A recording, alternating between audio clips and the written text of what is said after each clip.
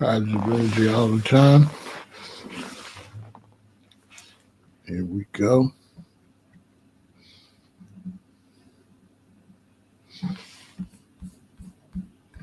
You know how we do. Rep your city, rep your city. You know I'm representing Chi-Town. Shout out to everybody on YouTube, Twitch, Facebook, and Kick.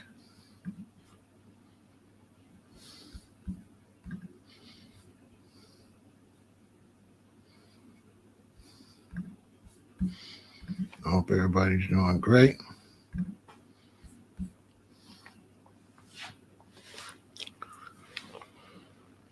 Yes, indeed.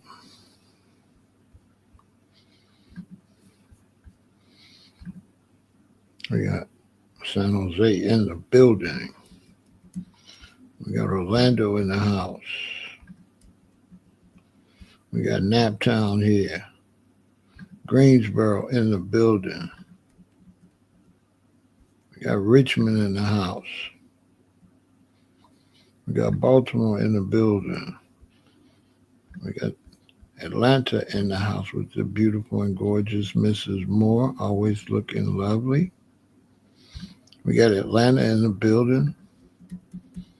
We got Atlanta in the building a few times. Oh, yeah.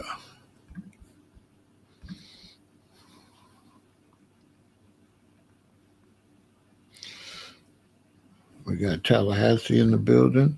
Salute to the mods, all the wrenches. Appreciate you helping out. Our viewership is going to increase tremendously this year. So I'm going to need all the help I can get. We got Pittsburgh in the building. Everybody in Florida, especially Tallahassee, what's up?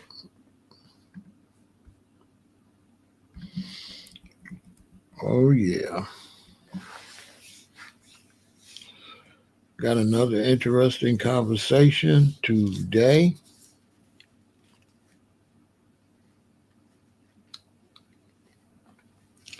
Inspired by a associate. We have Compton in the building. Shout out to my people in Compton. You know, I lived in Compton for a while. I love Los Angeles and Compton. Shout out to all my peeps in Compton.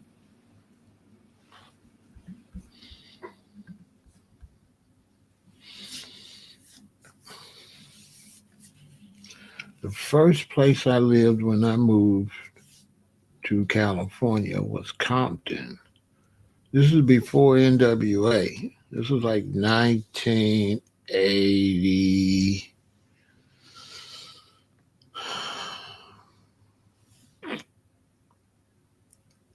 I want to say 82. It's like 1982. I moved to Compton. We got Chi-Town in the building. Yeah, I moved to Compton. At that time, Compton was very rural. People had chickens. I lived right there. I forgot what street that is, where the railroad tracks run right down the street. Where the train ran right down the middle of the street. I forgot what street that was. But the train runs right down the middle of the street.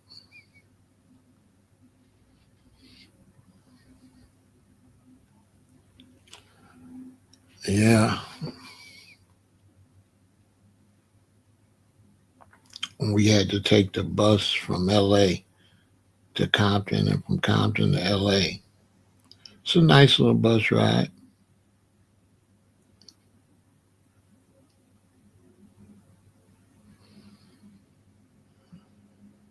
Yeah, that's the first place I lived.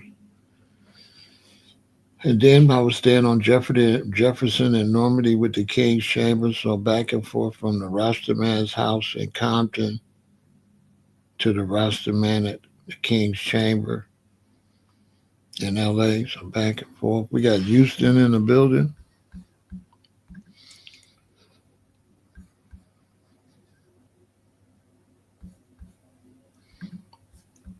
Yeah, I stayed right there on that street where the train run down the middle of the street.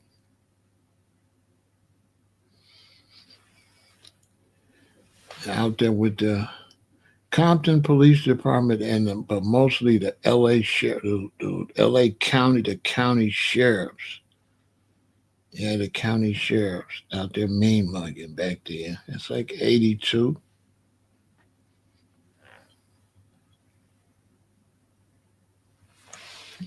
It's like 1982.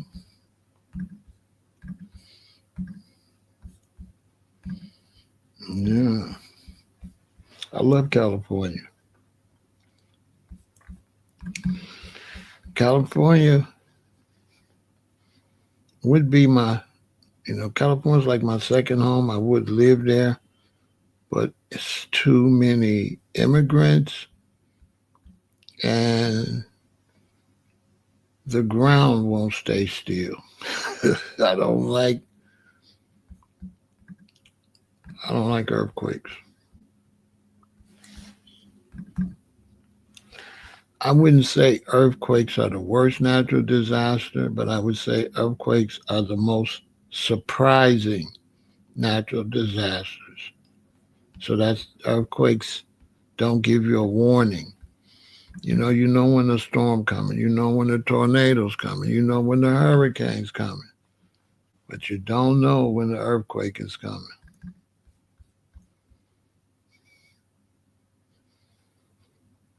And that's extremely frightening. You have no idea.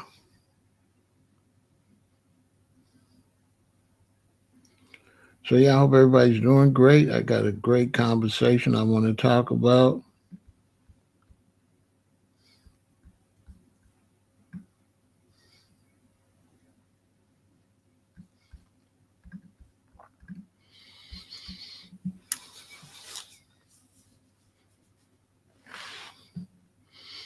Yeah, Willowbrook. Willowbrook. I think Willowbrook is the street it ran down. Or that might have been Compton. But Willowbrook sounds, or Compton. It might have been Compton. It might have been Compton Boulevard. Yeah, it might have been Compton Boulevard. But for some reason, Willowbrook sounds real familiar. Willowbrook sounds familiar. I think it was Willowbrook. I ain't gonna lie. At this house right here.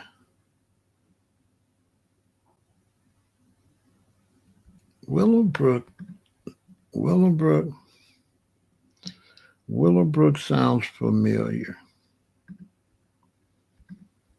I don't know why Willowbrook sounds familiar.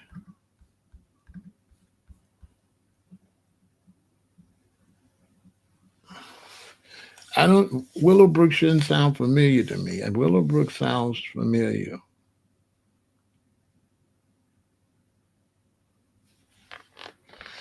Mm-hmm. Yep, I stay right there.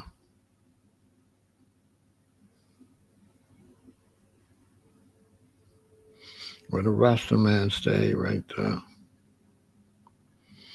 The train tracks on. Yeah, that's where we was at on Willowbrook there. Yep, yep. Because the people I went to stay with stayed on this side of the train tracks, and the Rasta man I met stayed on this side. I met him standing at the bus stop. I was standing at the bus stop. A van went by, went down two houses and parked. And this Rasta man right here got out and walked over, introduced himself. We went to his house, and it's all history. He turns out to be Ras Kojo Brown, one of the Rastas that was there with Mortimer Plano, one of the Rastas that was there when Bob Marley and them used to sing doo-wops. And when they first became Rastas. This is one of the Rastas that was there when they was converted. This is one of the men that converted Bob, Bunny, and Peter. Yep. I used to be right there at that house, and the phone ring and said, Ramesses, go check the phone for him on. Because the neighbor had a phone. He had no electricity. He lived just like in Jamaica. No electricity, fruit trees, and a ganja tree in the backyard. And when I would go next door, it would be everybody. I pick up the phone. Hello? Yeah, who this? Oh, this Ramesses. Kojo told me to get the phone from who this? This Peter. Tell him Peter Tosh. Next time, Jimmy. Tell him it's Jimmy Cliff. Next time, Michael Rose. Tell him it's Michael Rose. I told you. I was like the secretary. I'm a young baby Rasta, and all these big reggae artists is calling, so I'm tripping. That was a big thrill. What was I, like 20 something? 20? I ain't none but 23, 24, something like that.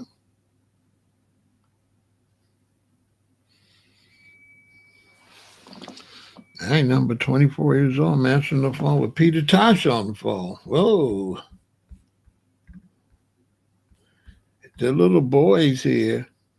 Well, this this is a girl, I think. I think this is his daughter. This is his daughter. That's the oldest son that was there, and that's the one, the baby son. They was both running around when I was there. And this son and the baby he got, they was like, this oldest one, he was probably about 9, and this one was probably about 6, the one he's holding. They would run up on me. I bet you don't know. I bet you don't know what Shine Eye Girl mean. I said, what Shine Eye Girl? Yeah, I bet you don't know. They run up on me. My daddy and Bongo Man, the movie Bongo Man, my daddy know Jimmy Cliff. You know what I'm saying? They would run up on me. And I'm like a black American roster, so they would give me a quiz. The little boy right there and the baby was the little brother. I'm following both of them on Instagram now. They super grown, but they would run down on me. They'd run up on me. What you know about Naya Binky? They was kids. They give me the roster test. Yeah, I mean, and this was the girl. She was a sweetheart. I didn't get to have much. She always stayed off in her room and off to herself. But she was running around with my stepdaughter. My stepdaughter and her would be doing whatever they was doing. You know how girls are. They dipped off some. I don't know where the hell they at. But them little boys, they would run up on me and give me the roster quiz. So yeah, Bilvado, I think he's the young one. I think he's the baby. This the baby that posted this. I gotta ask him. I think he's the baby. You know what? I gotta ask him.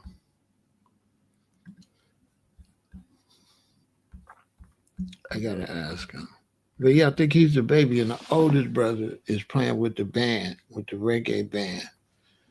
Yeah, they were some interesting little Rasta youth. But what's the odds? I lived with a black American brother that had dreadlocks. His brother said, you could go stay with my brother. And me and my brother went to stay. What's the odd that Kojo lived right across the street?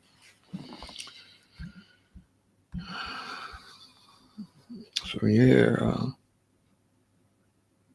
Black Hero saying, Aya Bingi Kojo are coming over the hill. What's the odds? What is the odds?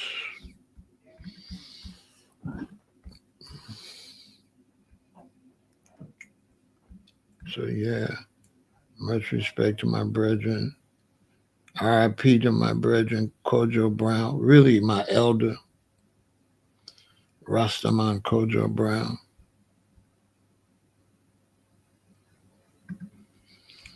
So I went, that's how I excel with in the roster culture. That's how I became a big man in other thing. That's how I moved up extremely quickly.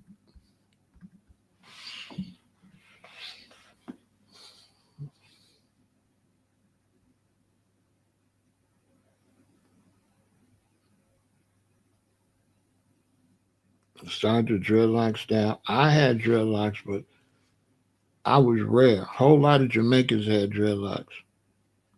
Black Americans didn't have no dreadlocks.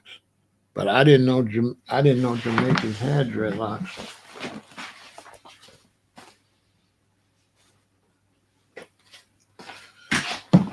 All the brothers that had dreadlocks, I didn't know because they walked around with these on. So their hair was in here. So I was walking past dreadlocks all the time. I just didn't know that was what's under them hats. But yeah, by the time I grew my dreadlocks, it wasn't no black Americans that had no dreadlocks. Black Americans didn't have no dreadlocks. I'm one of the first ones.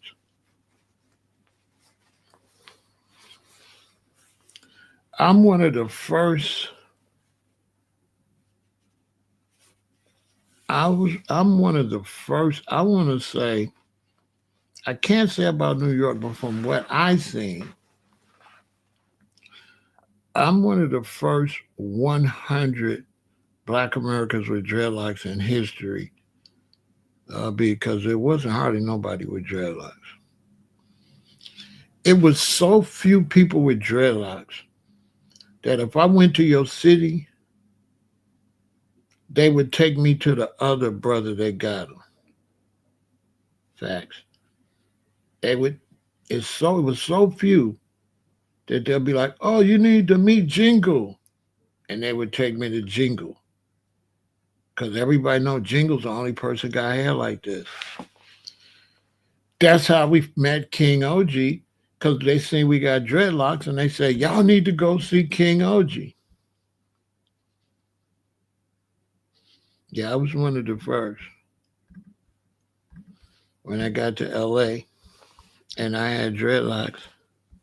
And they see me with dreadlocks, the black Americans say, "You need to go up on Jefferson or and Normandy with King OG." This King OG, he was an NFL football player. They kicked out the league because he was starting protests for them to get better medical treatment and better contracts. They put him out. He played for the Kansas City Chiefs. So when they seen we had dreads, me and Kepper, they told us we need to go. Y'all need to go with King OG. That's how it used to be. Anywhere we went, they would send us to the other brother and sister with dreadlocks. But when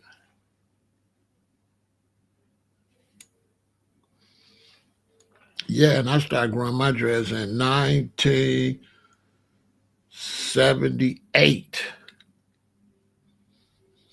Yeah, 1978. Straight from a Jerry curl. I had a Jerry curl. And I just let it go from a Jerry curl to dreads. I didn't take the Jerry curl out. At that time, in 1977, when I had a Jerry curl, that was years before NWA. I had a Jerry curl before hardly anybody. As far as man, I'm one of the first men with a Jerry curl in America because the Jerry curl was invented in Chicago, and I was really into fashion. So I had a Jerry curl in like 1977. Yeah, I had a Jerry curl like 19. Nobody knew what it was. I was really into fashion, as you could tell. And so I was there. And then it spread all across the country quickly. Because, like, only women had them, and only white, really, people, only Hollywood people had Jerry curls. in 75, 70, 76, 77. Because I had to go to Johnson Products Company had a beauty shop. That was the only people did it in Chicago. You had to go to the elite. I had to go to a beauty shop where models went.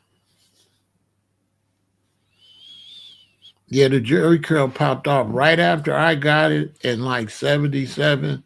By the time you got to 78, 79, then it took off. It took off like a year after I got them. And they used to look really, really soft, but they was hard. So when you get to about 78, they start trying to make something to spray on them so they won't be so hard. Because they used to just be hard as a brick. You think it's soft till you touch it. So that's when they start. That's why everybody's hair used to be dripping. Because if you don't keep spraying it, it get back hard. A lot of people don't know that. A lot of people don't know the reason the brother's hair was kind of wet. Because if you don't keep the spraying it, it get hard as a brick. A lot of people don't know that.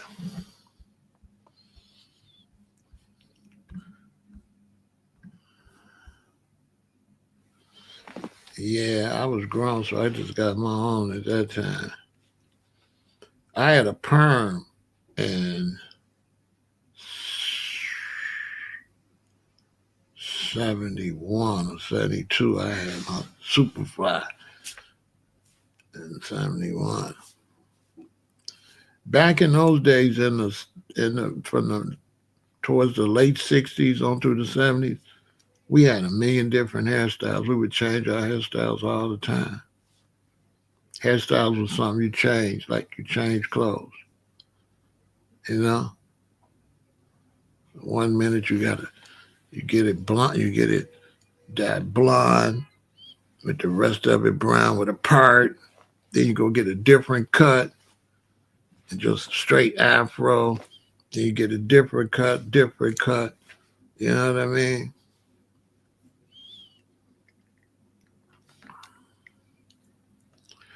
I had to take my perm out because I was too wild for a perm. So I was too wild. I wasn't old enough for a perm because it was like, boom, I just got my butter did. I go to the park.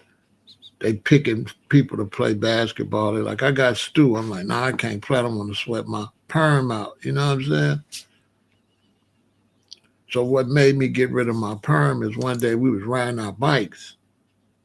And when I got to Hoster Street, the wind blew my perm. And I told my friends, I said, hey, I got to go back and get my hair net. I ain't like the way that sounded. I was like just out of 8th grade, getting ready to be a freshman. So this the summer after 8th grade. And when I got up on Hoster Street and my hair blew, and I told my friends, hey, I got to go get my hair net, I ain't like the way that sound. So I got toxic masculinity.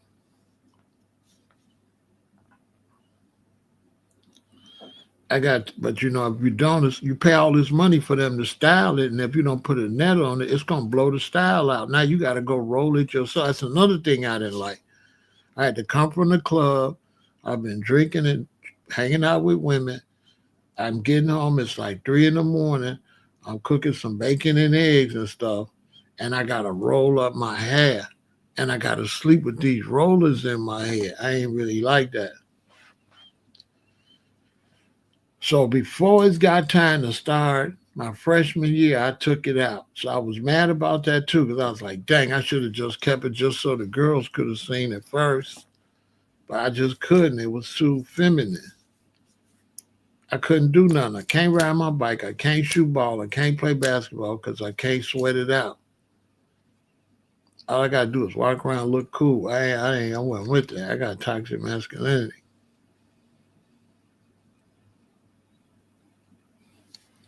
And that's what we get ready to talk about. Because, like, I was just on the phone with a friend of mine, and he wanted to know if I wanted to go to the playoff game with the Bears. If they win, do he want me to get tickets for the next one? You know what I'm saying? Because he's like, man, Stu, man, we're going to go wherever it's at, wherever they playing at. You know, I'm going to get 12 tickets like that, right?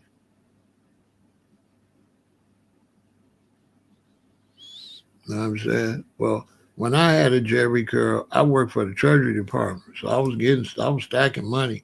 I worked downtown. So when I had my Jerry curl, I was on some GQ. You know what I'm saying? I'm working downtown.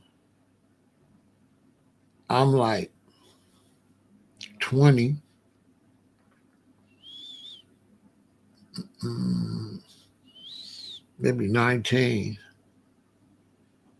Yeah, like 20. I'm working downtown.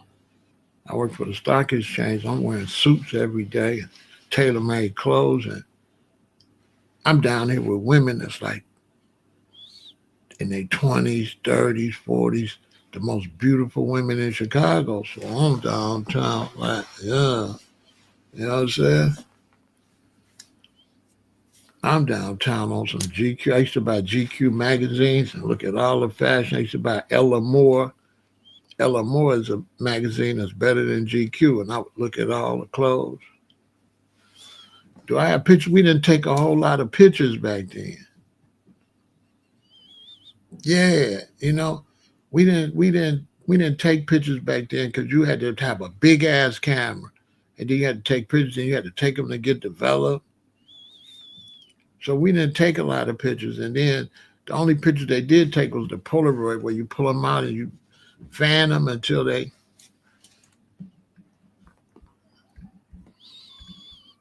You know what I'm saying? I think I got a picture of me and my.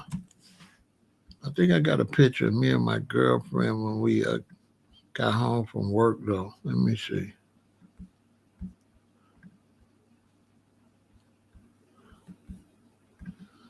I might got a picture of me and my girlfriend when we got home from work. Let me look and see.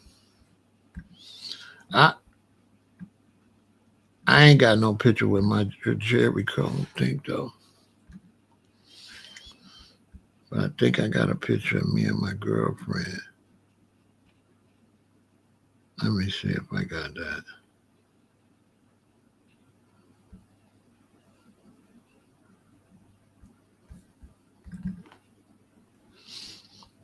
I might got a picture of me and my girlfriend when we got home from work. Let me see. Yeah, nobody had cameras back then. You had to have them old cameras.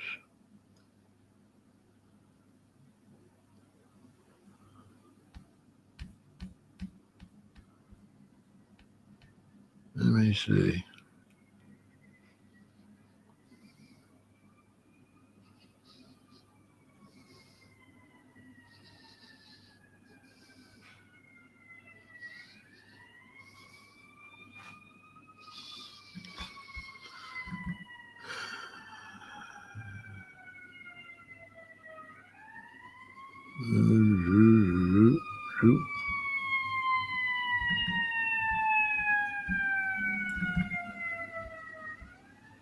Uh,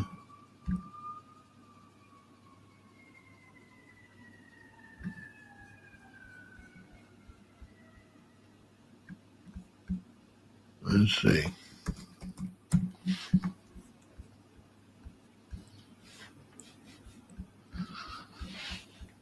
I might have a picture. Let me see. I got a picture. I got a picture when I was a senior. Let me see if I can find a picture. I got a picture when I was a senior when I went to prom in my tailor-made suit. But let me see if I can find a picture when I was older with my girlfriend. When I think I think.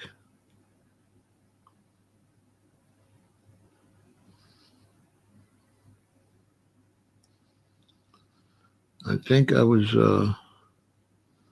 I think I was.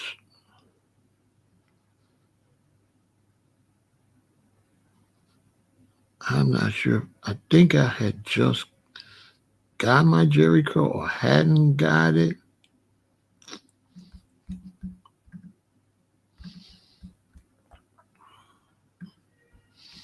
If I can find it, I can't never find that picture.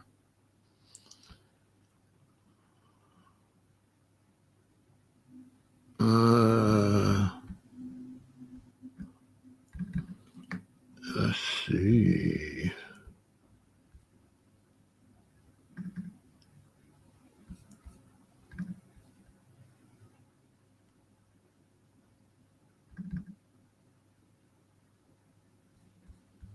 I don't know. I can't never find where I put that stupid picture at. Ain't that a mess?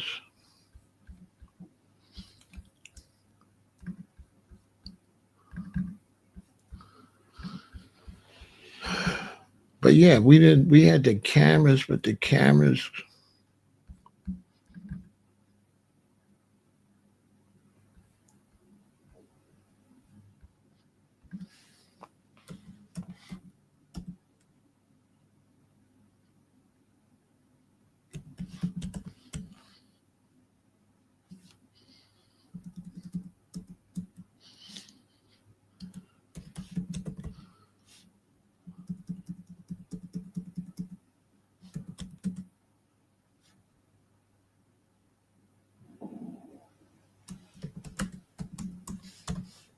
Oh, yeah. I think I just seen it.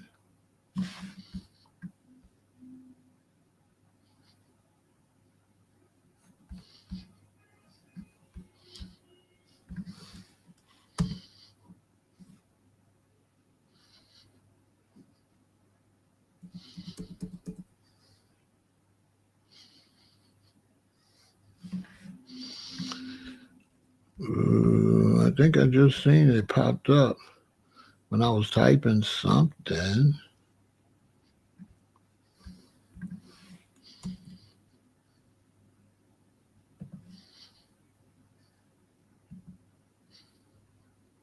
There we go.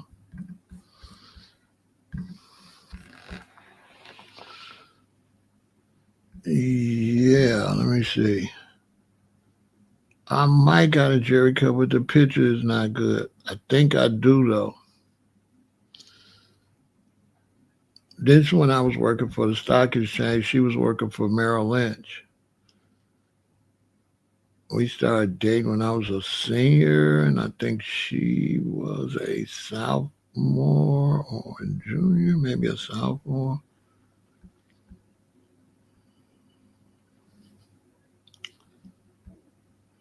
So this is, I think I got a Jerry curl. I can't tell. I can't see it up close. But definitely this one I was working for a stock exchange. I could tell by how I'm dressed because I had got her a tailor-made suit too. Her suit's tailored too that she got on. I paid for it.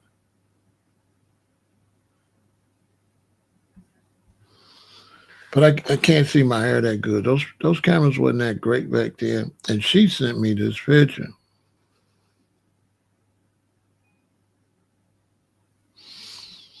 Yes, tailor-made suit with the vest with the matching the tie, all the material match. Collar on the lapel on the vest. Hers was the same way. Hers was blue with the burgundy pinstripe. You couldn't tell her nothing. I got all my clothes made early. This when I wore to prom. This tailor made too.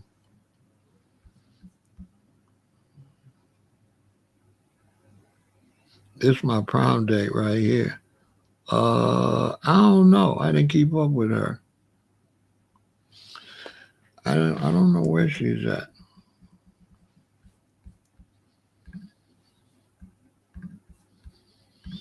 I don't know where she's at because we wasn't really a couple. This was a situation. This was my sister's friend. This was my sister's friend, and she would be at the house in the room back to my sister. I was always trying to get at her. You know what I'm saying? But back then, your sister's friend ain't give you no play. It's different as now. So because she was my sister's friend, she wouldn't budge. But what we used to do back then is you don't want to wait the last minute to go to the prom. So you make arrangements for your prom date the year before. So I made arrangements for her to go to the prom early, and she agreed. And then, because my parents got to get me ready, and her parents got to get her ready. So it's more like a family arrangement to let her mother, my mother and her mother talk to find out she gonna go to the prom with me, and then they kind of work out what we gonna wear and all that. So she really wasn't my girlfriend. I wanted her to be my girlfriend, but she really wasn't. And I already had another girlfriend. So after I made arrangements to go to the prom with her, then I met another girl and she became my girlfriend. But I couldn't take my girlfriend to the prom because I had already made arrangements with this woman a year earlier. So that kind of was a mess.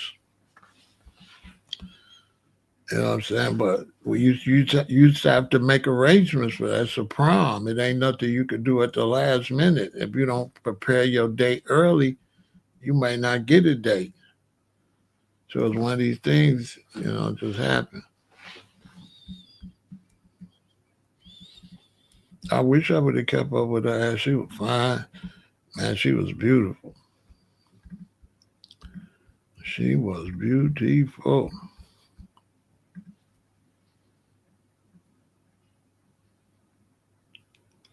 Back in the day, it wouldn't be your parents decide what you're gonna wear, but the girl picked what she gonna wear first, her and her mother, right? So then once she picked what she gonna wear, now you gotta go and get something. But back in those days, daddy don't do that kind of stuff. Daddies didn't do that. Mamas did all that type of stuff. Daddies do stuff like go to work, come home, wash the car, cut the grass, stuff like that. They don't do no shopping. Back then, men didn't do no shopping. That's the Jeezy era. That's the feminine men. In my daddy's era, men didn't do no shopping. So if you got to get an outfit, mommy take it. Because you got to understand that mommy been dressing you since you was a baby. So that don't never stop until you move. You understand? So it might sound crazy to people, but it's the same thing been happening. Mommy been buying your clothes as a baby, kindergarten, first grade, second grade. So mommy still be mommy until you move, really. That just was a black family tradition. And then y'all know how women are. When they daughter finna go to something like that or they son, the mothers be more excited than the kids. My mama was more into it than I was. Oh, my mama was into it. You know what I'm saying? So then she went, right, and got the girl's dress and then went and bought me some material and then got my suit made to match her dress. So when I went to the prom, all the white kids was like, "Is that your own suit?" Because everybody else had on tuxes. They got to take back. I was like, "Yeah." You know what I'm saying? I'm not. You ain't like me. You know what I'm saying? Boy, I was a real player for the Himalayas. This ain't no tuxedo, boy. I'm really that. You know what I'm saying? I'm your mama. I'm your daddy. I'm that nigga in the alley. You know what I'm saying? Boy, I'm super fly. You crazy? So all the white kids like, wow, that's your own suit. Yeah, punk. You know what I'm saying? think this is, my mama trying to save me to send me to school with y'all. You know what I'm saying? My mama trying to save me. She sent me to school with y'all. You know what I'm saying? So I want to be in the hood shooting dice and doing what I do. You know what I'm saying? Basically, my mama trying to save me. So she sent me with y'all. So I guess I got to do what I got to do with y'all ass. That was a good thing, though, because they had all the product. That's going to be in my book. So my mama tried to save me, send me to a Lutheran school. Boom, I'm a young player from the Himalayas. The older white boys like, come here, guy. You're really cool. And they take me and they got all the work. Boom, I take the work back to the hood. Ba-da. You know what I'm saying? Now I'm a man back in the hood. I got everything. I can't wait till the book come out. That's how I became a criminal. By going to a nice school and being all that as a freshman, and the senior white dudes like, come here, guy.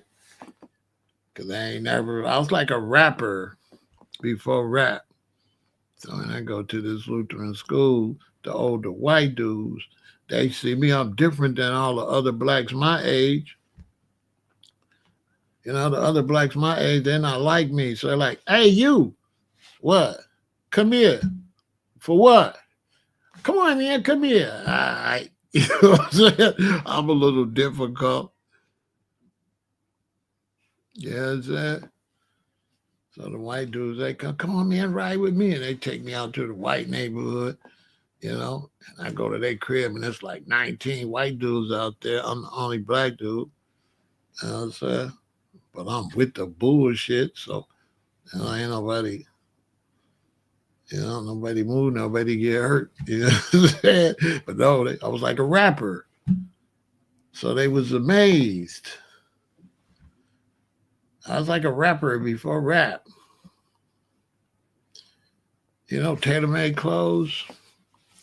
Because I skipped a generation. You know what I'm saying?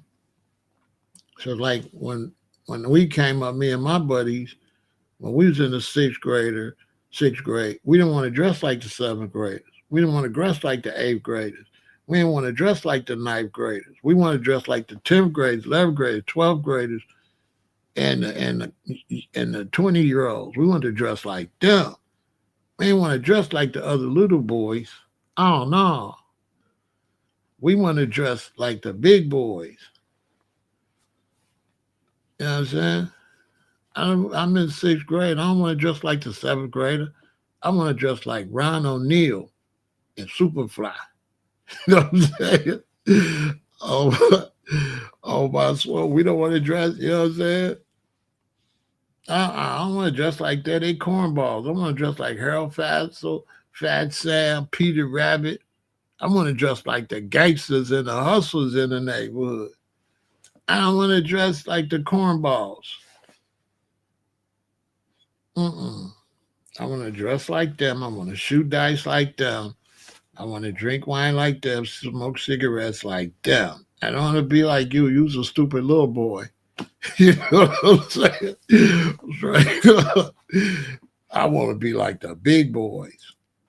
I don't want to be like the other little boys. Y'all cornballs. I go home, Mom, I want some maids. What the hell is maids? Some maids, Mom. What the hell is some maids? Some maids, Mom, tailor maids. It's like, boy, I ain't buying that. One day she gave me $45. She said, go get 3 pair of pants. Boy, I went up to Roseland, went straight to Mr. Edie's tailor shop, make me a bib suit, shark skin, with the suede pockets, with the vest with my initials, MDS, with the black velvet buttons, black velvet spade pockets, woo, shark skin and black velvet. I come back home, my mama like, where the pants? I'm like, Mama, I took the money and got me some maids started. Got some what, boy? You didn't got some what? I got me some maids, Mama. Boy, I sit you up there with $45 to get 3 pair of pants at Gailey, and you come back, you done went and messed up my money, told you got you some maids. Let me see them. I'm like, they're not ready, Ma. I got to go back and pick them up in 2 weeks. It's going to cost you another $45. Another $45? Boy, is you crazy? You know what I'm saying? Man, Mom, you should see it, Mom. I got my initials right here. It's a shark skin. I got Ace of Spade pockets. I got spade pockets made of velvet. She said, that sounds like a mess. That's what she said.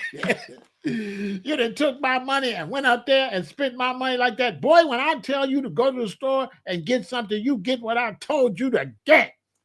I said, Mama, wait till you see it, though. I wasn't trying to hear what you were talking about. I was hyped up. I got me some maids. You know, Taylor maids, but we just called them maids. I got me some maids. So 2 weeks went. Mama, you going to take me? Mama, you going to take me get my maids? They ready. It's like, all right, come on, boy. All the way in the car. I went and gave you $45 to go get you 3 pair of pants. You went and bought this mess. All the way up to Rosa to the tailor-made shop. We go in the tailor-made shop. Old man, Mr. Edie in there. I come in. They ready? I ain't listening to my mom. I'm excited. Man, I'm not trying to hear nothing she talking about. I'm super excited. I got my first pair of maids like the big boys. Oh, it's up. Mr. Edie went to the rack, got the plastic bag out. He laid it on the thing. I can still remember. Then he pulled the plastic up, and my mama said, ooh, that's nice. I told you, Mama. I told you. I told you, Mama. But when he lifted that up, and my mama seen them spade velvet pockets on that shark skin with the bib, with my initials, with the aces, with the spade pocket on the back, and that shiny. Boy, when he lifted up, my mother said, ooh, that's nice. And after that, she was stuck. You know how women is. She started saying, I know who got some good material. You know, I'm like, Mama, you so phony. You know, as soon as she see that, she started. I know who got some material. Ethel got some good material. She started. You know how mamas is. But once she seen that I got them clothes look nice, because my mother was really into fashion, she started saying, everybody got material. She bought this material. This like 6 years later. This 6 years later. Because that happened in like 6th grade. And that's why I'm a senior. She was in. I had a lot of maids. Mama was coming home with all kind of material. You like this? So you can get the pants, you can get the jacket, you can get the vest, you can get the tie. She was so, you know what I'm saying? She was so, you know what I'm saying? Because my mother was really into fashion. Yeah, she was so. But once she seen that, boy, I told you, Mama, I told you. I told you. Me and all my friends had them for our 6th grade graduation. That was for my 6th grade graduation. You know, 6th grade graduation was like high school graduation back then. You get your ribbon. All the girls sign your ribbon. All the black kids go downtown. Whole downtown Chicago with 6th graders. Thousands of 6th graders downtown at night by themselves. The high chaparral, the dating gang. They don't let no adults come until later. They have the little teeny party with soda and stuff in, like wine glasses. You know what I'm saying? For 6th grade. 6th grade graduation was like high school. And high school was like college. If you graduated back then in the late 60s, early 70s, when you graduated out of 6th grade, that was equivalent to graduating out of high school. And when you graduate out of high school, that was equivalent to graduating out of college. Because once you got out of high school, you could get any job back then, any job. Because except, a doctor or something. But any other job, high-paying job, you could get it. Okay, you say I'm on-the-job training. Straight up. But everything got to be masculine. You know what I'm saying? We keep it gangster. Like, you got to be masculine. See, man, woman, man and women. But to get back to why I'm talking about this, I was talking to my boy because he want to get some tickets. He want to buy me some tickets to go to the Bears game if they win to their next game. He like, Stu, whatever it said, man, we going, man. Field going and so going, man. You know what I'm saying? We gonna get some sweets and all that. You know what I'm saying? I'm paying for everything, man. You know what I'm saying? I'm paying for everything. I put money in everybody's pocket. You know what I'm saying? So you ain't gotta wait on me to buy nothing or do nothing. I like, I guess, man, I don't know. I guess. I mean, I'm like, man, I don't like sports like that, man. They be cheating. It's fixed. Like, Stu, what's wrong with you, man? A nigga gonna pay for everything. You talking about you don't know if you're gonna go. Man, you tripped out, bro. He said, bro, you know what I'm saying? I'm finna go both 50,000, 100,000. You talking about you don't know? I'm like, bro, I don't know. Like, man, one thing, no, that's why I love you, bro. You ain't on no phony shit. You don't give a damn how much money is if you ain't with it. You ain't no nigga just gonna use a nigga money. That's what he said. He said, you know, one thing about you, man, you ain't gonna just go just cause they blow my money. If you don't want to go, you ain't going. But your ass need to go though. So we started talking. And he be on social media too. I ain't gonna say who he is because I don't be wanting nobody to know who I know. So he was like, man, you know what I'm saying? So he started talking about being on social media. And he was like, Stu, what's wrong with these dudes on social media? I was like, what you mean? He like, why they so feminine like that? So I said, what you mean? He said, bro, you know they feminine. He like, man, he said, I'll be on my YouTube and I'll be kicking it. And he said, dudes will come and they'll log in and they'll watch me. He said they'll just start saying girl stuff. I said, what you mean by girl stuff? Like trolling, like just doing stuff men don't do. I'm like, oh yeah, hell yeah, they be doing me like that. And he'd be like, he said, a dude will come watch him. And everything he say, dude don't like it. But he said the dude will come every time he go live. And he like, what's wrong with these men? He's like, how do a man come watch you and don't like you? Don't like nothing you say, but always be there every time you log in. I said, I don't know. It be happening to me too. I don't know. I don't know. So before I tell you the rest of that conversation, I'm gonna break down what I was saying at first. Then I'm gonna tell you what he said at the end that I didn't think about. Right? So it's like he right. You know, you go live and these dudes they constantly click on and watch me. They click on, they watch, boom, boom, boom, right? Now, whether you foreign or wherever you at, still, it's very hard for me to comprehend how you waste your time like that. I can't comprehend. It don't make no sense. Whatever they want to call it, I can't comprehend somebody taking time out their day and clicking on something they don't want to click on.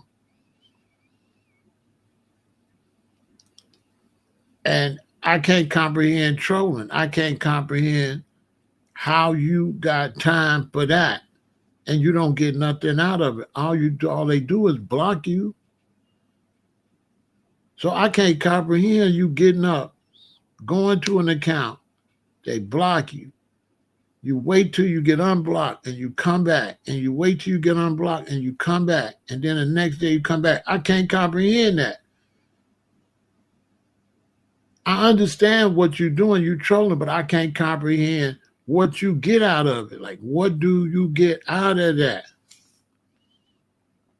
What do you get out of watching me? You can't stand me. You say everything I say don't make no sense. I'm trying to comprehend what you get out of it. Like, what do you get out of trolling? I understand you trolling, but what do you get out of it? Because I can't see where I can't see where I got no time for that. So it's hard for me to comprehend that as a human. Like, how, what's going on in your life? Is it mental illness or something? Because I should be able to see some type of way. No, they don't. They get blocked. No, they don't.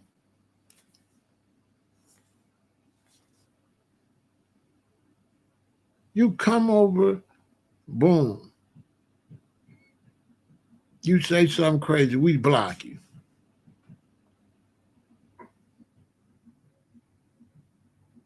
We might say, dude, stop trolling and block you. That ain't no attention. Like, that's attention. And you willing to wait till tomorrow to come and get another 2, 3 seconds of attention? Because I don't consider that attention getting blocked. I don't see it.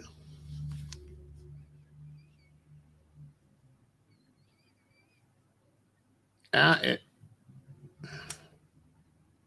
you're not getting no attention. You're just getting blocked.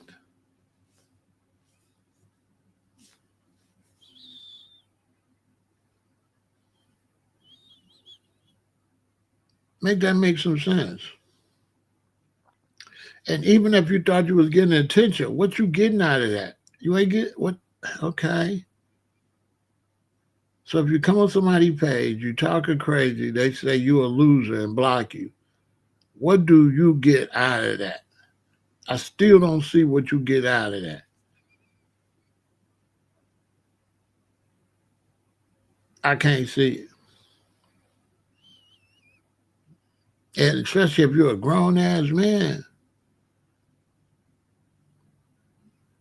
Now, what kind of life you gotta have to have time for that? Your life gotta be hard. Got like what kind of life you got to be able to do that? Like what kind of life? Like I don't know. I mean, all my life, like even when I got out of high school, or even when I was at high school, I wouldn't have had no time for that.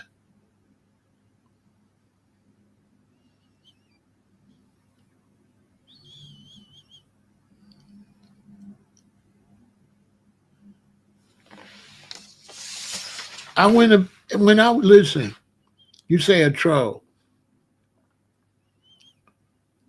The only time I could have seen myself even trolling, I would have had to be in third or fourth grade. A really little boy. Sixth grade, seventh grade, eighth grade, high school, there is no way, as busy as I was trying to play basketball and do stuff, there is no way I would have took any time out my day to click on and look at somebody I don't like. I grew up watching TV and I never turned on a TV show I don't like. That's what it's equal to. It's like turning on a TV show and saying, I can't, I hate this show. And then the next day, turning it on and saying, I hate this show. And then the next day, turning it on. That's what it like. I got people like they turn on my TV show and they look at me and they say, I hate this show. And then tomorrow they turn on my TV show and they say they hate this show. I can't comprehend. I can't comprehend. And then I asked him, I said, so then this what happened. And he opened up my eyes to something. So I said, and what make these men want to be seen on another man's social media? He said, Stu, I'm going to keep it real. He said, I think a lot of them gay. And I said, ah.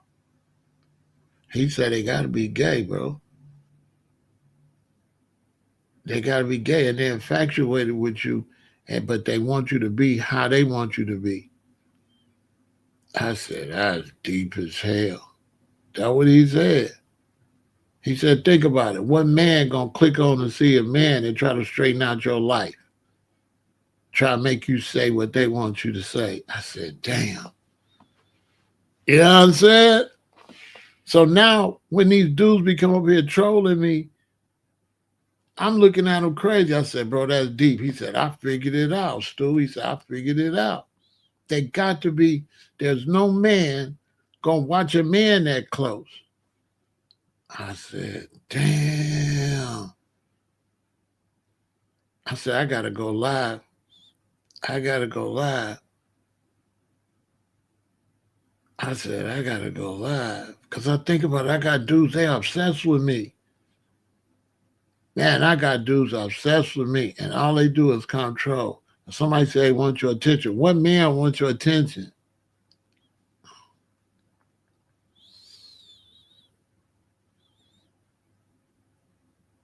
I told my boy, I'm like, dang, bro, you be thinking deep. He said, I'm telling you, I figured it out. He said, I had one dude.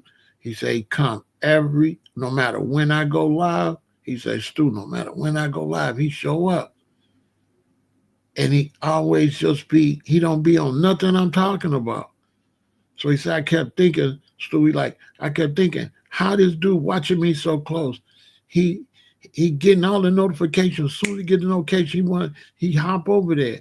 He said, I couldn't figure it out for nothing. Say he always criticize everything I'm doing. I have to block him every time. He don't be over there 2 minutes. I have to block him. He said, then I figured out. He said, this dude in love with me. I said, damn. He said, what else could it be, Stu? He said, what else could it be? He said, what else could it be, Stu? What man do that? I said, wow. So then I start thinking about social media.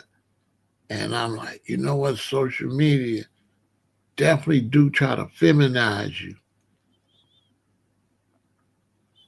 Social media be trying to take away your masculinity. I thought of once he said that and I got off the phone, my mind was spinning.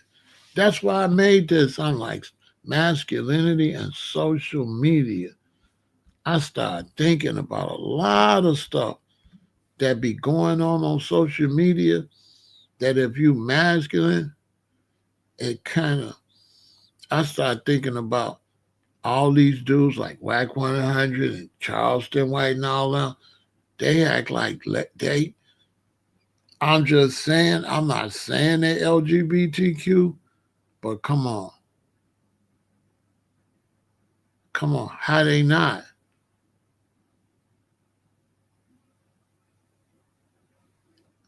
You look at all of the ones that's famous for arguing on social media. How they not LGBTQ? Think about it. How they not? What man constantly arguing with a man? Constantly. I'm not saying they are because I don't want to make no false allegations. But I'm saying if you look at Whack, always with some, you look at Charleston White, always. You look at some of these dudes and they just be chasing dudes to argue with dudes. And they'll talk about a dude for a whole 2 years. They'll talk about the same dude. They will talk about the same dude for the whole 2 years.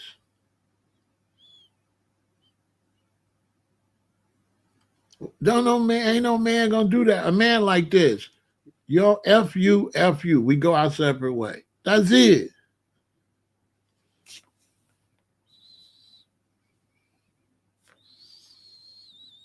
You do a video. I think it's weird. I'm gonna come do weird video. What he doing? Once I'm done with it, that's it. I'm not finna go back and forth with you and back and forth with you. I just had this conscious dude not too long ago. One time lick, I'm done.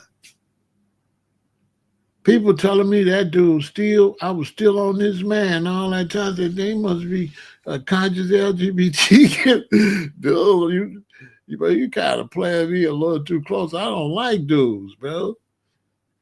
Let it go, bro. That's too feminine.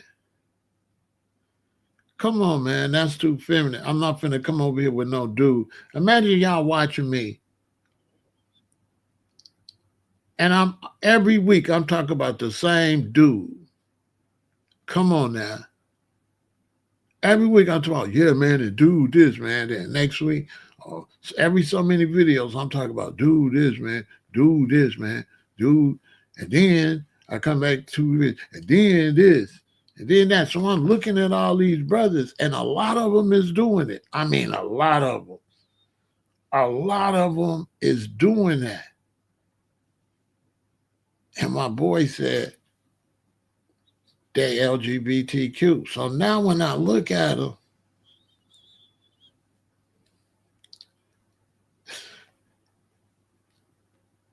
I see what he's saying. What else could it be? Because men just go on. Men just go on.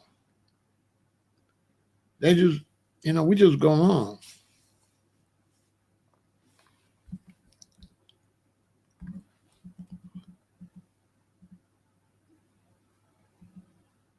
Yeah.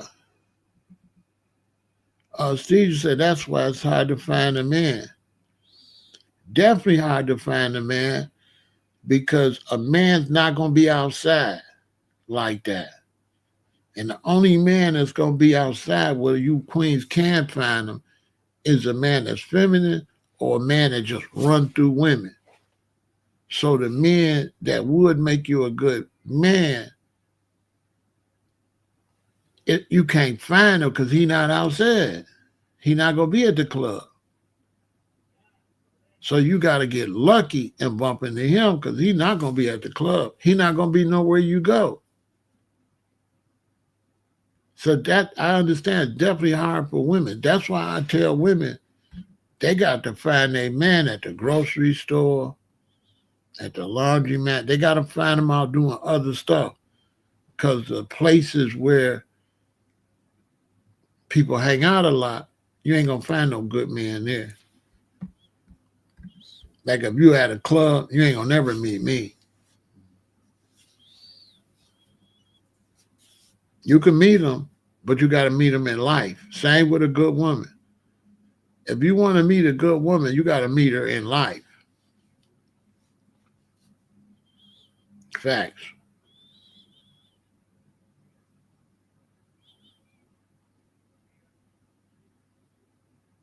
If I just was desperate, I wanted to meet a woman right now, all I would do is find a Whole Foods in Chicago where a lot of black women shop.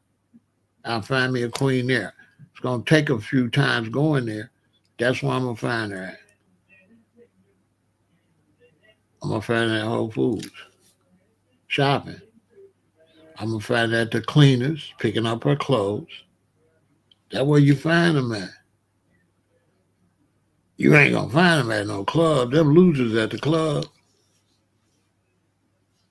Those losers at the club.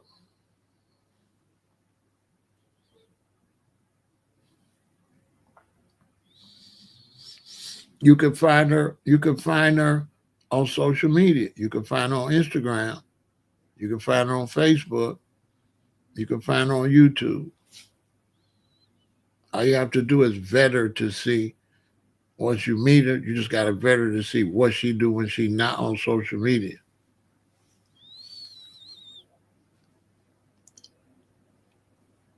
No, most the women see what you saying is wrong because no, what you saying is wrong.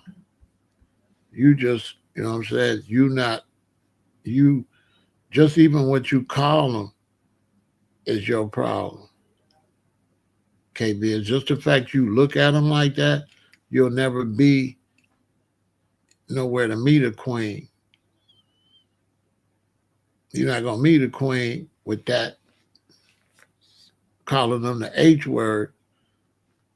You're never gonna be in the situation or the right mind state to meet a queen. You're gonna meet them in your normal daily activity like that.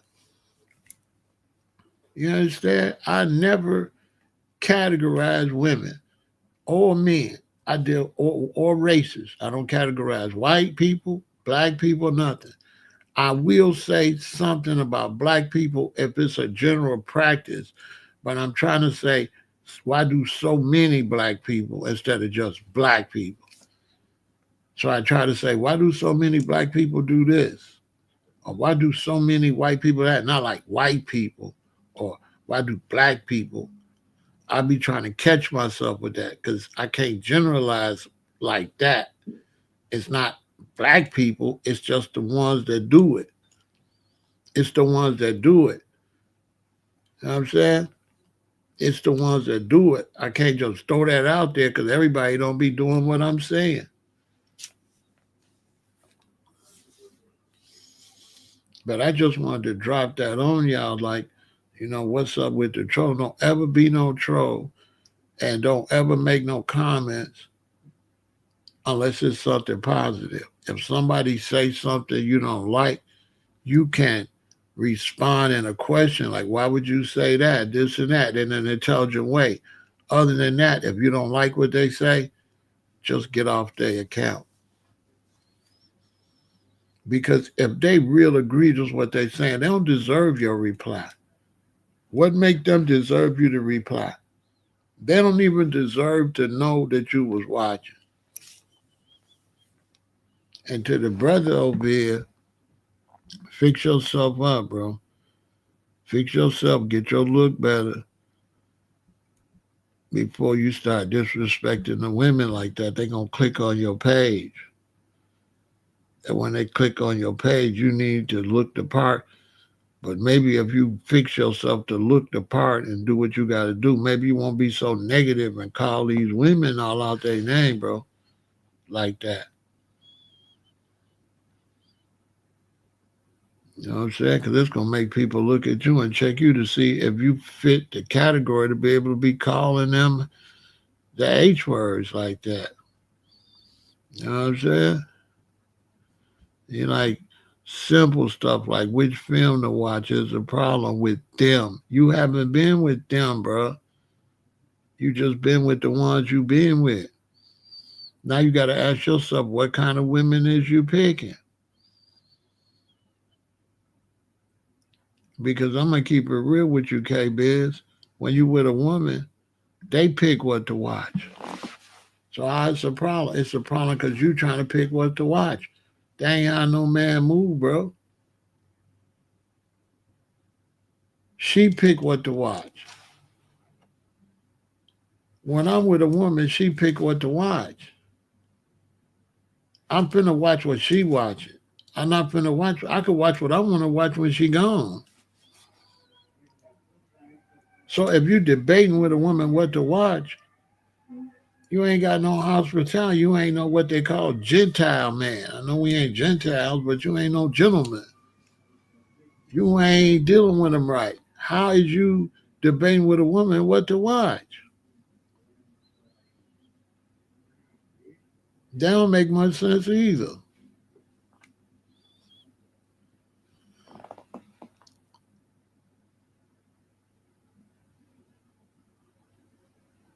You told her what you want to watch and she ain't tell you. Okay, so you said, I said what you want to watch. She ain't trying to tell me. Now let me ask you this question. Is she, right? Check this out, bro. Is she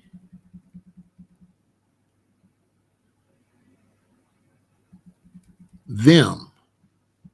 Is she them? Because you was talking about these women. Now you talk about a specific woman, right? That's where you make your mistake, fam. You saying the. Now you talk about one specific woman. She don't represent these hoes. She just represent her, bro. See what I'm saying, K-Biz? She don't represent women. If I'm with Lisa and Lisa doing that, that's just Lisa. That's not women. That's not. If I go with Lisa and I say, what you want to watch? She don't tell me what you want to watch. I could say Lisa difficult, but I can't say these hoes is difficult. Lisa's not these hoes. Lisa's just Lisa. That's where you're making your mistake, fam. You generalizing based off of whoever this person is.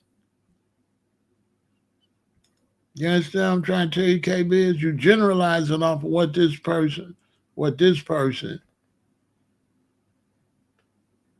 she not women. She, whatever that woman is, that's just her. You cannot say every woman like that. For sure, every woman ain't like that. Listen, K-Biz, there's women out there that when you go to her house or your place and you sit at the TV and you say what you want to watch, she gonna take the remote and she gonna start pushing buttons. Listen, what y'all tell them? Hey, what y'all tell them? What y'all tell them? Most women, right? First, he wrong right there. Listen, most black women, if you sit down at the TV and you say what you want to watch, what they gonna do? Immediately. I don't know what he talking about. What I said. I'm the realest nigga alive. Hey, listen. Let me tell you something. Do you have to beg her? Do you have to beg her? Hey, white. Do you have to beg her to find something to watch? Oh no. She thinking I thought you never asked. Ah, first off, the black woman knows all the best shows. That's the first thing. The black women know all the best shows. We don't know them. This is a fact. The black women know the, the movie with the Japanese dude that's tripping. She know the movie with the cowboy dude that's tripping. The black women know all of the shows. Typically. So typically when I'm with a woman, I'm watching what they watch. Now the only time's the problem if she ain't got cable. If she ain't got cable and she watching old reruns and stuff, I just have to sit there and play it off. But if she a modern woman on top of her stuff and she got, Netflix and all that, listen, man, she gonna put you up on some shows. She gonna put you up on The Last Kingdom. A woman put me up on that. A woman was watching that, and then I went and watched it. That's a fact. So don't generalize like that. But I got love for you, bro. And also get your picture together. Get your picture together. But don't disrespect the women. Who can pick the best movie? The whole thing is this.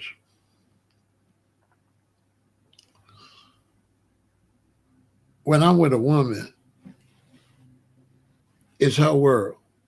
It's not no even world. So if these are young brothers, ain't nobody taught y'all no chivalry. When you with a woman, it's her world. Period. You supposed to be catering to her. Because what you want to watch, you can watch that when you're by yourself. So what's the purpose of having company and watching what you want to watch? That don't really make no sense. That don't make no sense to me. Boom, I'm chilling. I'm at the crib. I'm by myself. Boom, my woman come over. What's the purpose of me watching what I want to watch? Hey, K-Biz, I could have watched that shit before she got there, right? Hey, K-Biz, oh my soul. I could wait till she leave and go and watch what I'm going to watch. So it don't really make no sense. It don't really make no sense to be with no woman and want to do what you want to do. When you come with a woman, it's everything she want to do. It's her world. So people will be like, so Pharaoh, is you and your wife and she get to watch what she want to watch all the time? Yes. We could be in the bedroom, she could watch what she want to watch. I can go down in the living room and watch what I want to watch. In a real relationship, y'all ain't even watching the same TV all the time. On my soul. Listen, in a real relationship, y'all ain't watching the same TV every day, 24 hours in a relationship. She watching what she watch, you doing what you do. And every now and then y'all watching something together. If I'm sitting in the bedroom with my woman and she watching the show, right? And Raising Canaan finna come on.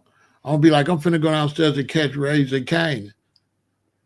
And she gonna keep watching a Japanese movie or whatever she watching, some girls, whatever, or whatever. And I'm gonna go watch what I'm gonna watch. Basically.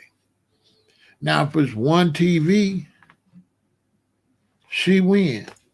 I'll go catch Raising Canaan. We G's. We can wait till she go to sleep and watch it then. We have sex, she go to sleep. Let me go catch my child. This Canaan, huh? You know what I'm saying? Let her watch that. Whoa. Eventually she go into bed or whatever. There's gonna be times where she ain't gonna be by the TV. I can watch what I want to watch when she's immobile or she's at work or whatever. But typically, you're not supposed to be competing with no woman. I can't see how it is. Listen, we men, we don't give a fuck. We men, we don't care. Listen, y'all, men don't care.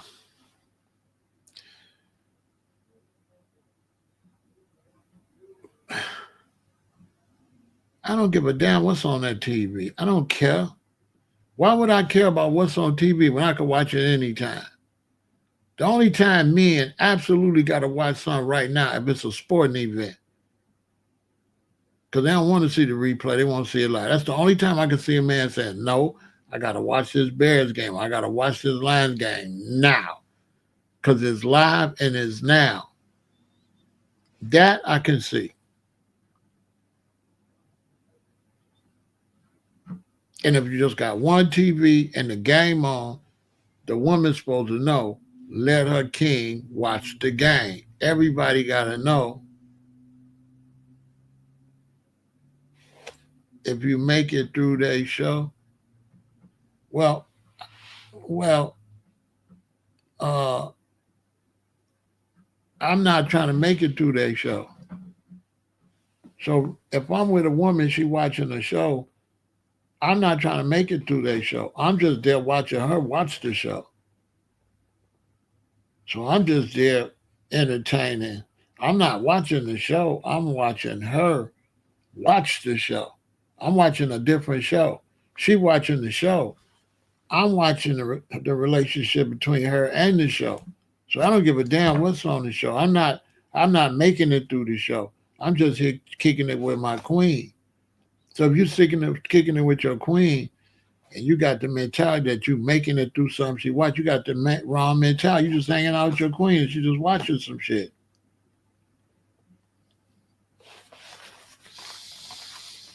You understand what I'm telling you? You just hanging out and you just watching some stuff.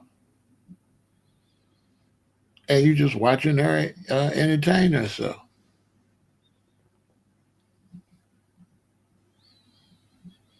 And when you with a woman, you shouldn't have no motive. It is what it is. You don't have no motive for nothing. You don't have no motive for sex. You don't have no motive for nothing. You just there hanging out. All that stuff, all that stuff's supposed to happen organically. So you're not supposed to have no motive. You just the motive is you hanging out with your queen. That's it. That's it. Now let me explain something to you. You get a girlfriend. You get with the girlfriend, you might got motives and stuff. But you gotta look from my point of view. What if that girlfriend get pregnant, have a baby? They get pregnant, have another baby. You with her 5 years, 10 years, 15, 20 years. Do those standards still apply? No. That's only a standard for new dating. I'm trying to show y'all, keep the same standard you would have if it was a wife you've been with 20 years. Keep that same standard with your new girlfriend. So I'm trying to get y'all a game. You don't gotta listen. The same standard. There's a way we behave when we've been together a long time. You need to behave like that, even though you've been together a short time. Because if you don't act like you act when you've been together a long time, you're not gonna be together a long time. Yeah, and if you love her, she gonna be gone. Why? Because you keep acting desperate and horny and weird because it's a new relationship and you ain't treating her like a wife. You treating her like somebody to have sex with. It's like a childish date. It's not a real relationship. So when y'all get around a woman, chill.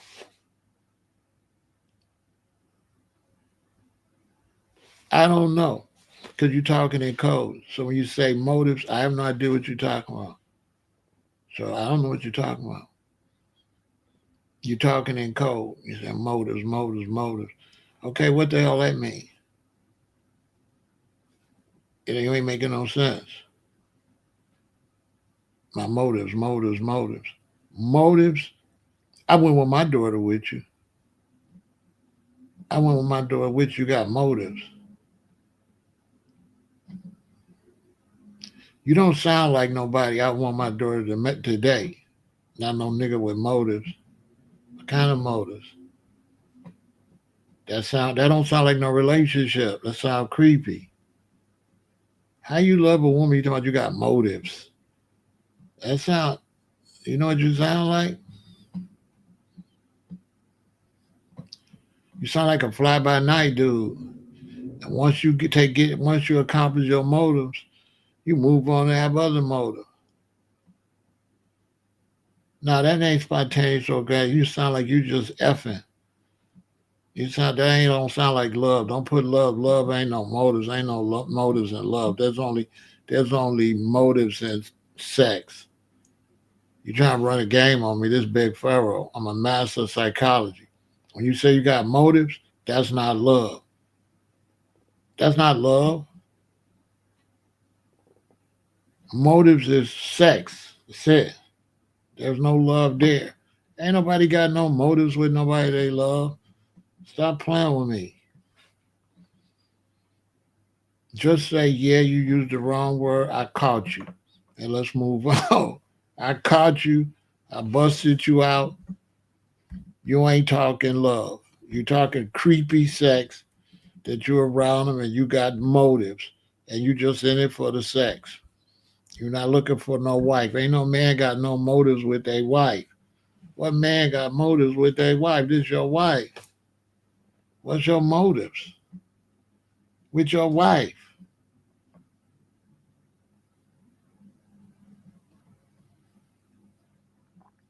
Motives is when you with a bust down.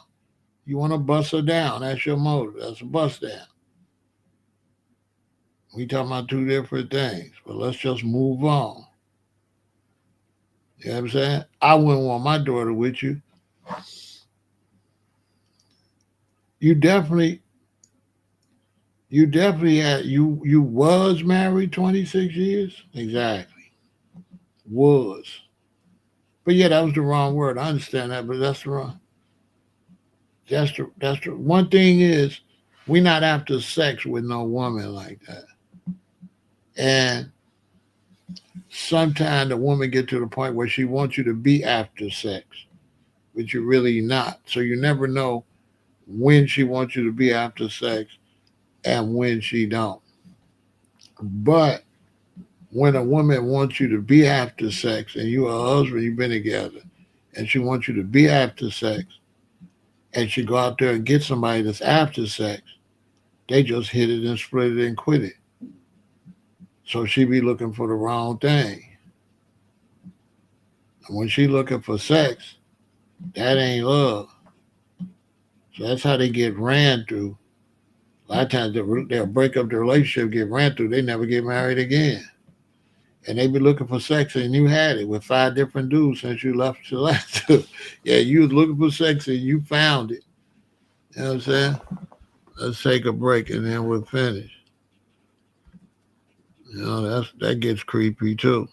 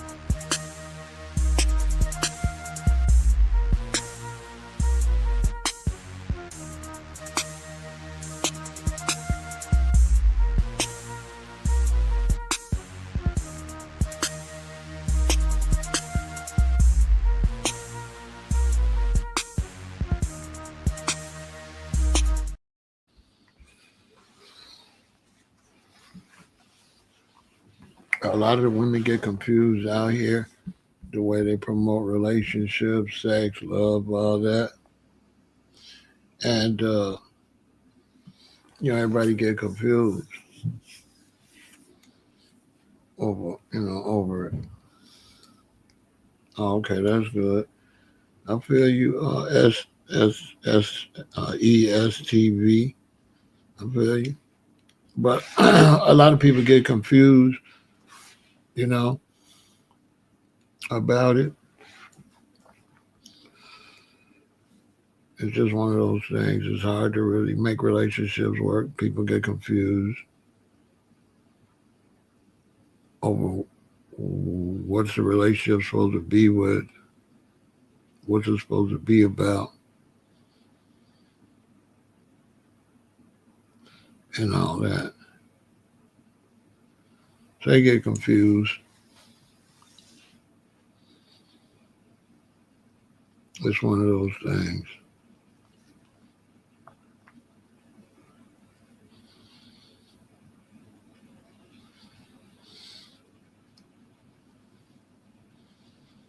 Yeah, especially now because they be in relationships, they don't want to have no babies, you know. And it could be a tug of war. For me, no. Relationships do be strained, but basically on her part, Because me, all I focus on is the money. That's it. Because yeah, we want to have sex, but we got to have a house to have it in, an apartment to have it in. We got to have a bed. Bills got to be paid. So no matter what's going on, the way I keep myself from getting emotionally messed up when a relationship's going good or bad, at the end of the day, we need some money. And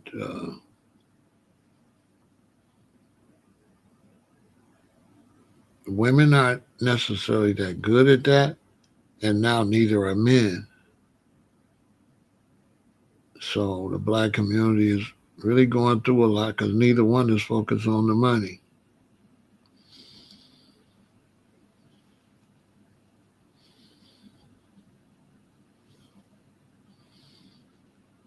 Because at the end of the day, you got to retire. Y'all going to retire.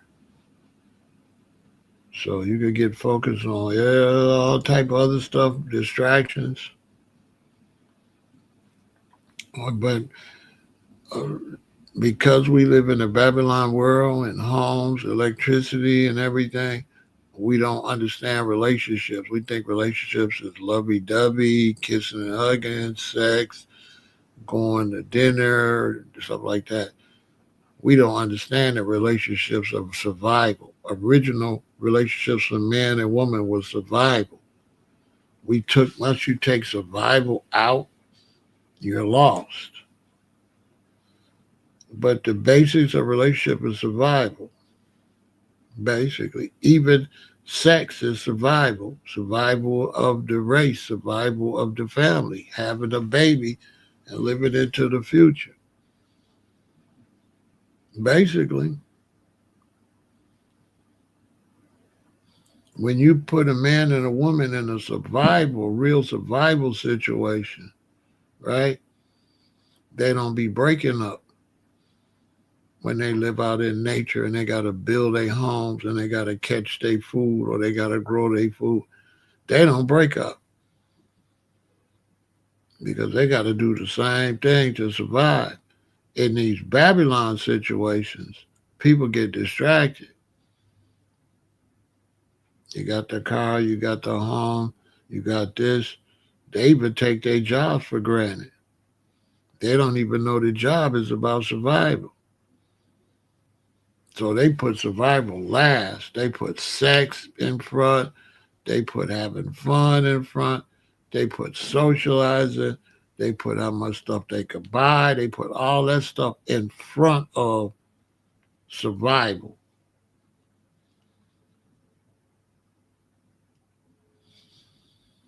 And once you take survival out the relationship, you don't have anything to stand on. Not really. What?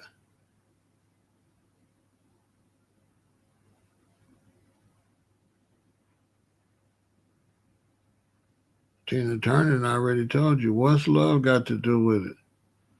What's love but a secondhand emotion? It's all about survival. Me and you surviving. Me and you staying healthy. Me and you staying safe. Me and you enjoying life. And me and you aging together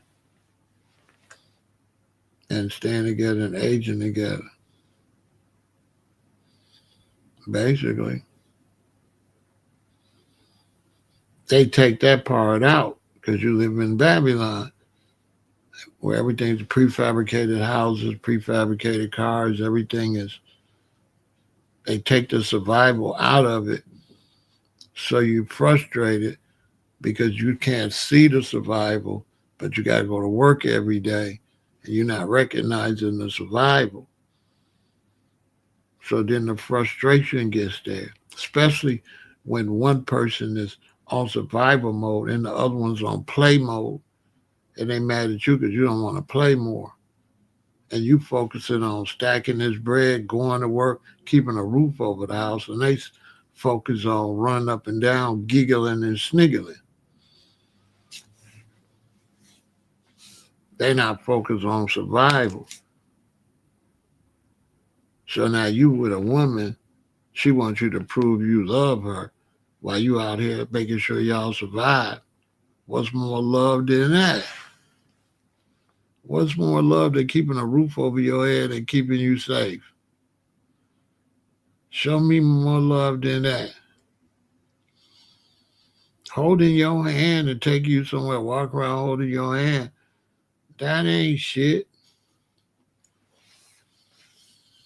Going giggling and snickling at your mama house or your auntie house, because a lot of women, they not really into relationships. They just into showing somebody they got a man. That's it. Uh, you just something to strut around so they could feel like see somebody like me. That's it. This is what's wrong with too many women. They want you just to show that somebody want them and like them. And what happens with women is when a woman, she could be out there and feel like she can't find no man, right? Ain't no men out, can't find no man. But what women don't understand is once you get with me and dudes see you with me, now they gonna be at you. So you went from, right, the psychology. A lot of women go from feeling like nobody want them to when they get with a man, his best friend want them, the other men want them. See? So now she forget when she felt like nobody wanted her. And now she with you, she feel like everybody wanted her. So now she start acting funny like you, like somebody else wanted. But a lot of times when y'all break up, don't nobody want her again. He run through her. 5 years later, she back in the same situation. Because a lot of times the only reason a man wants you, because a lot of men got psychological problems and they want what the other man got. They don't want you. They just want what I got. It's the only reason they want you. Because I got you. That's a fact. You could be with your male friends, dudes. We could be with our boy, and we can go around a whole bunch of women, but he want to sleep with yours. He want to sleep with yours.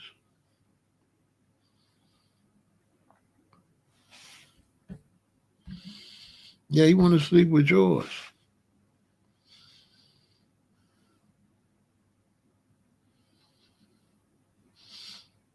That's a fact. If somebody said no, it don't go both ways. It only go one way. It don't go both ways. We the hunters. Women are not the hunters. We can't get used. Women can get used. We can't get ran through. We do the running through. If I sleep with 10 women, I don't lose nothing. If she sleep with 10 men, she lose all her dignity. So no, it's not. No, it's not. It's not even close to the same.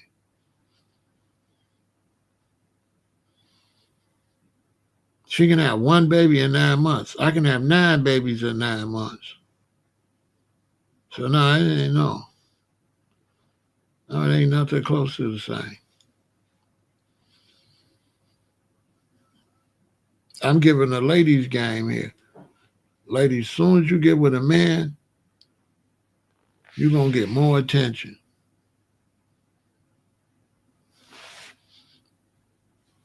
But it's not because of you. It's because of him.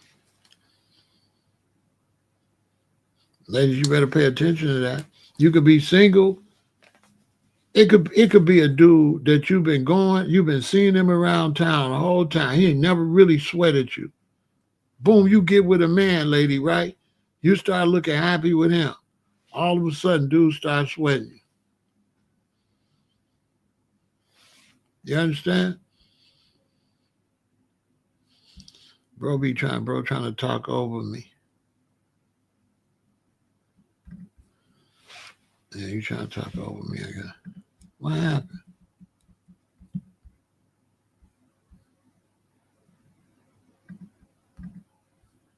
It looked like my whole chat disappeared. I deleted one dude and I don't see nothing.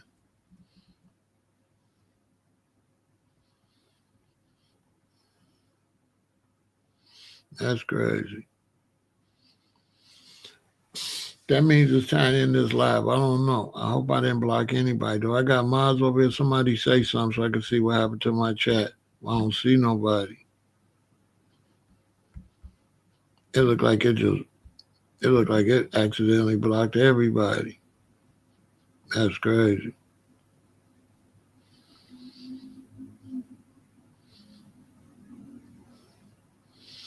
I got any mods? I got anybody? Okay, everybody's still here. I don't know what happened. I can't see nobody in the chat no more. That's crazy.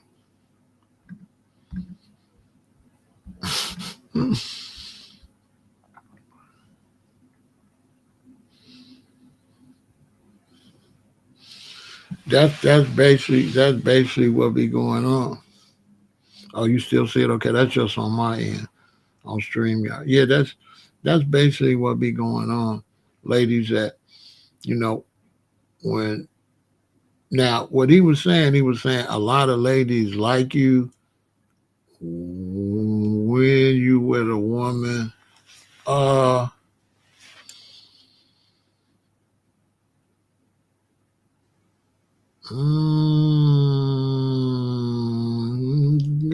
I can see that a little bit, kinda. But women gonna like you anyway if you single or with a woman. That's why it's hard for me to really condone that. But uh, women are gonna approach you quicker single than with another woman, though.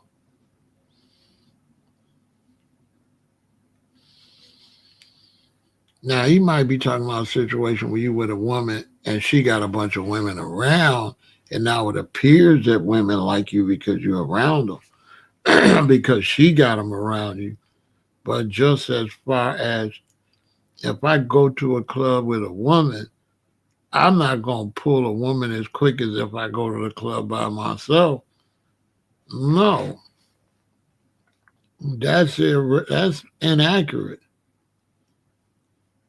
Ain't no woman gonna try to talk to you when you with no woman.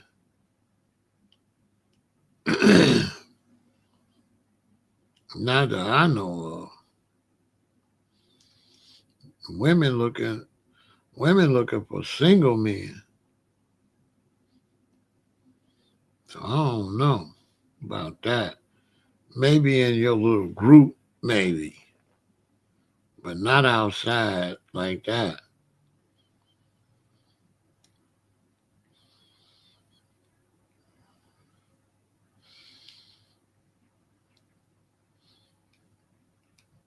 But I do kind of understand what he's saying a little bit.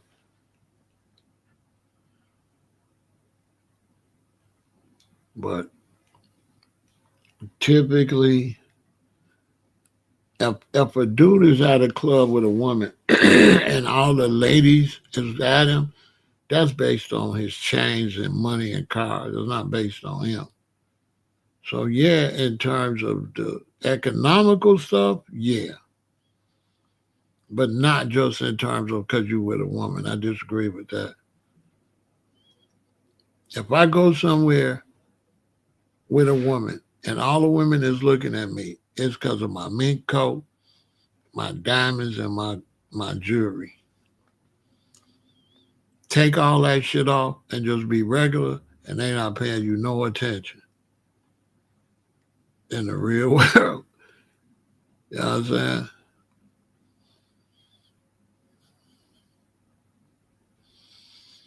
In the real world. If your ass ain't got no money, ain't no damn lot of women looking at you. Not that I know of.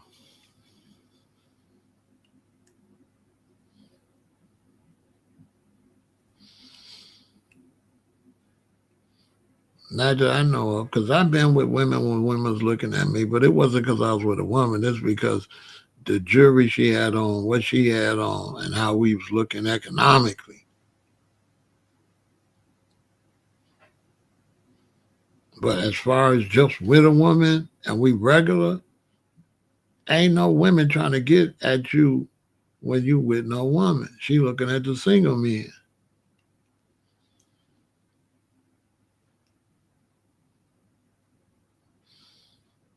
That I know of. All of that. Listen, in my life, the only time I had women going crazy was over money. I've never had women go crazy because I'm with another woman. They always go crazy because they see my shoes. You got on some alligator Maris. That's what from me. They looking at the bag. For me, I don't know. I I've never seen women trip when I dress down. I'm just regular with a woman. They don't look twice. The only time they gonna look is if you and her look like y'all got some money. Now, if you with her, she got a bunch of diamonds on and she flossing, and you looking, hell yeah, they looking. Who is he, girl? But they gold digging. From my experience, because sometimes I dress up and sometimes I dress down. And when I'm just dressed down and regular, women ain't tripping like that if I'm just regular with a woman. Not that I know. I've never seen women trip out without no money being involved, unless you're just single. But I never seen women really go crazy just over no man, just a man like that. I haven't necessarily seen that. Typically, even if you're handsome, you got to approach a woman and you got to shoot your shot. Typically, because typically women always think they look better. They look good. They typically think they the catch. Typically, women think they the catch, not you. Typically, women think you need to holler at them. Typically, that you need to be attracted to them and you need to come and holler at them. Now, sometimes they might like you and you can see them looking at you and stuff like that. That happens too, but typically,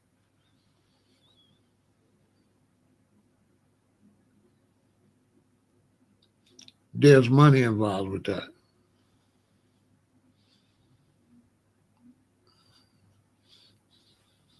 Typically.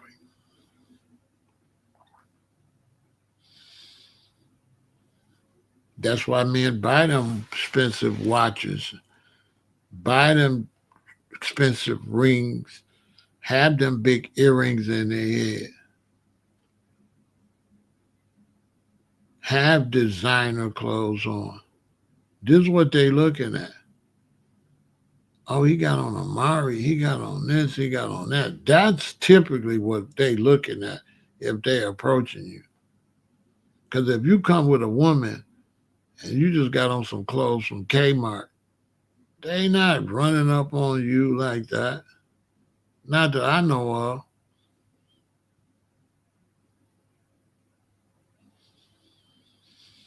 Typically, they looking at how financially good you and her look. I mean, from my point of view, anytime I walked into a club or something with a woman, and you could see women was thirsty, it's because me and her had on mink coats. Me and her had on alligator. She got on alligator. Me, typically, her jewelry, my jewelry. They looking at the whole package. Typically, I don't know. They looking at the whole package. They not just because I'm with a woman. How she dressed, how she look. Do she look like she living good? That's what typically. Not just because you're with a woman. Typically, they looking at, do you look like you got some wealth that you can bring to the table? Can you make their life more luxurious? That's typically what they're looking at.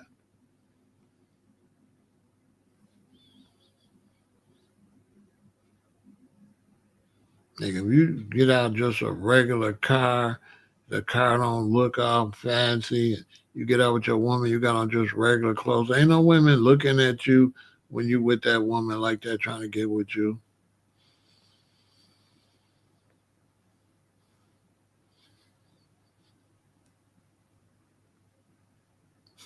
That's isolated situations when you with your woman and her friends. That's different. So when you with a woman and her friends and she got horny, lonely friends coming around, yes.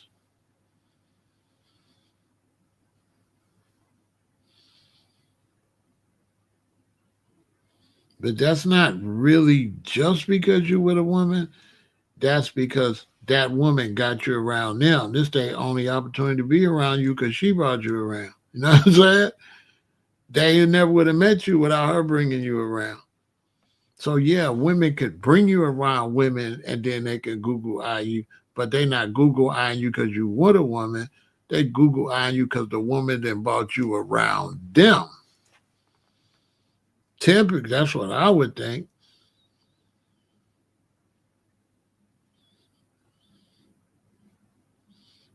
And you around them while they horny and going through all their emotions like that, typically. But you still got to look like you bringing some type of prosperity.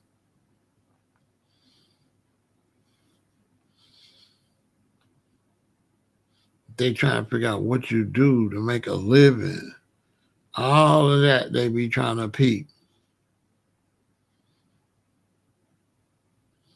Typically,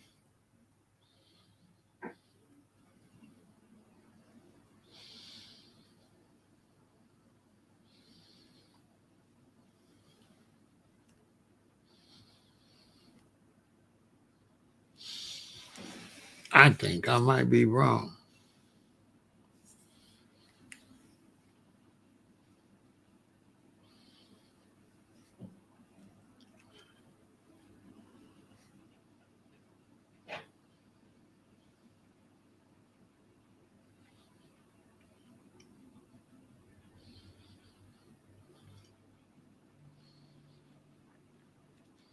A lot of times when you with a woman, uh, your exposure is different too. It's a little different. Like I have a tendency to be going certain places more when I'm in a relationship than when I'm single. When I'm single, I have a tendency to be around less women than when I'm in a relationship. Being in a relationship has me out in the streets more, have me around more women when I think about it.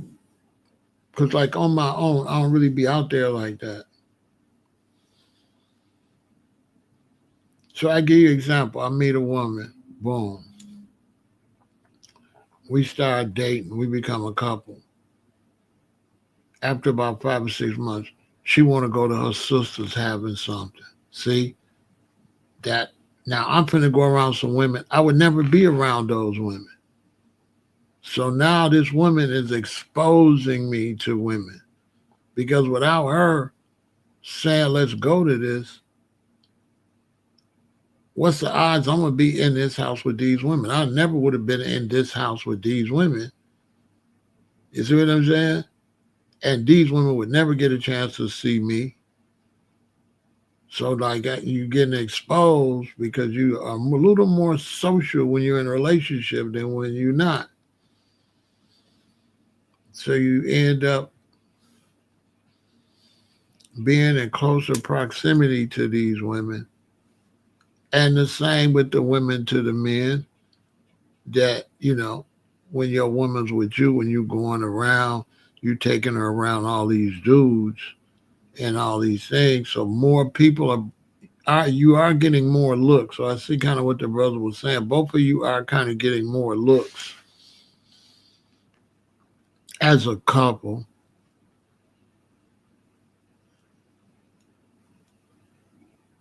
But I don't think the women are interested in you because you with somebody. I think they interested in you because that's the only opportunity they had to be around you in a certain type of setting. See, like hooking up is based on the setting too.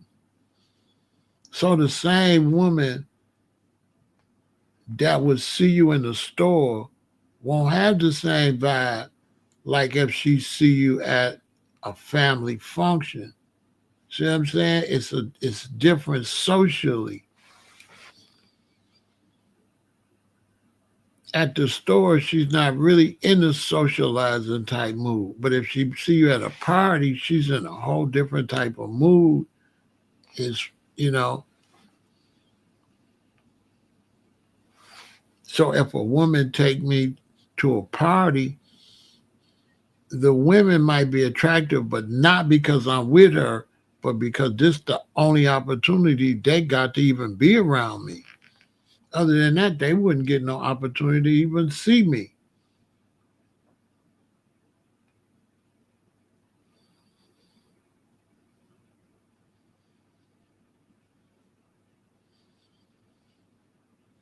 And but the difference, I believe, between men and women, I think that can happen at a certain. With men, you don't have to take them nowhere. Just parking your car and going in the house, dudes on the block. Women ain't like that. If you with a woman and you just parking your car on the block and going in, women not paying you no attention. It's only dudes that's really cutthroat like that really be after a dude's woman.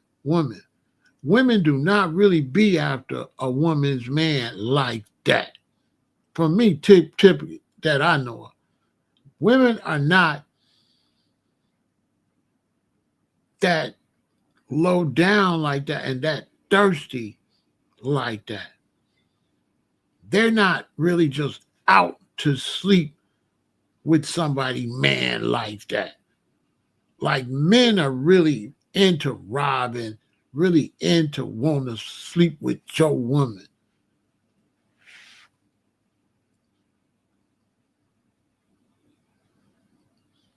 That's women's not like that. It might be some, but it's more with the men. The men is more sick with that.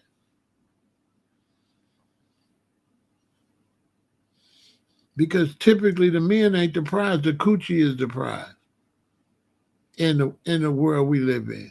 The woman is the catch. Men are not considered a catch. So typically, because I've been in a situation where dude drive down the street and dude like, I want a man talk about they want to hit dude's woman. You don't really see women saying weird shit like that. You don't really. I ain't never been on the block, right? And a woman and a man go by in the car, and the woman say, "Man, I want to f her man." You don't hear that. You always want to hear, "I want to f his b, f his b, f his b" is way more popular. I want to f his b. I want to f his b is what happened in the hood. I don't really know women. I want to f her dude. I want to f. I don't. They ain't on that like that. That's really a man thing. That's a man thing. I'm telling you. I don't be hearing women functioning like that, talking like that, or thinking like that.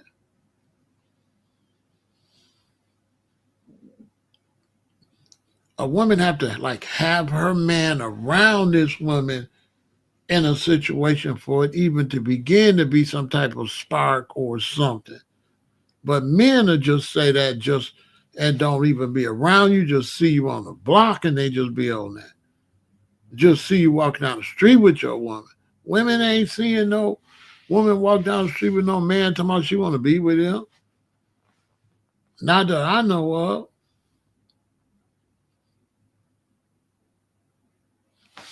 I don't know. I don't. It ain't definitely ain't nowhere close to the same. And I be around a lot of men, a lot of women. The only ones talk crazy like that all the time is the men.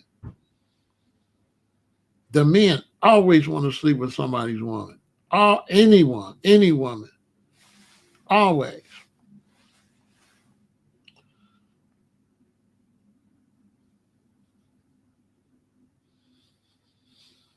And it could be a woman that they ain't paid no attention to till you start talking to her. I swear to God. Shorty been on the block. He been seen her. He ain't trying to talk to her none. Yeah, listen, hey, White Flame, she live on their block. She live over there. Nobody try to talk to her. None. You come over there, start trying to holler at her. Now they want her.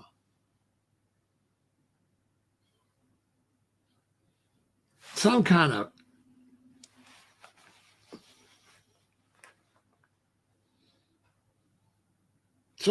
nutism.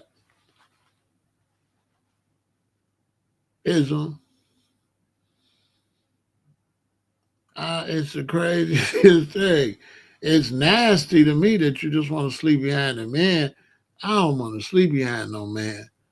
It sounds creepy to me that I want to sleep with this woman behind you. See, that to me is creepy because I'm thinking about the sexual fluids. You know what I'm saying? And to me, that's like a turn off. To me, it's a turn off. Even to the point if I'm with a woman and she cheat on me and somebody else been up in her, I don't necessarily want to go back up in her no more. Like I kind of lose all interest and disappointment. I'd be disappointed and I lose interest. Cause I don't want to sleep with you now back behind no dude. Like you ain't sacred no more. It's like you tainted. You know what I'm saying? That's why a lot of men get mad when they woman cheat on them because he feel like she tainted now. So he might still be in love with her, but he don't want her, and that irritates him because he in love with her, but he don't want her. His emotions be messed up because she tainted. He don't want to walk down the street with you no more now that you've been with dude. Facts. But he still love you, so he mad. That's why they be crashing out. Because you messed up his love. You get hurt over that. You playing with people's emotions. You ever been with a woman? I remember how old was I? I was like in my 20s. So I was with a woman and it wasn't really serious like that. It was like a new relationship. But still, she was my woman. We was together, sleeping together. And then she cheated on me and slept with this dude. So now, when I seen her, it just the vibe wasn't there. You know what I'm saying? I was like,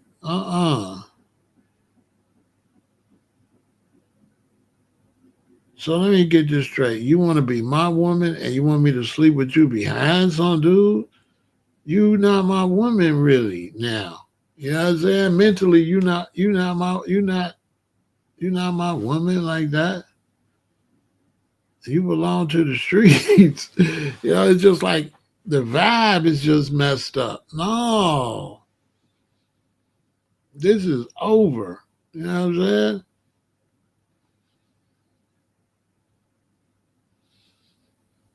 What am I supposed to do with you now?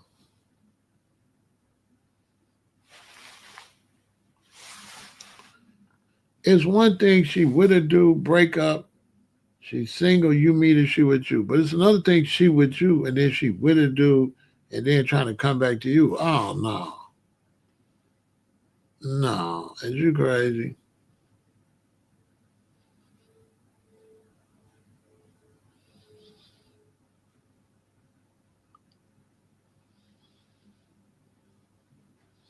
No, we not doing that.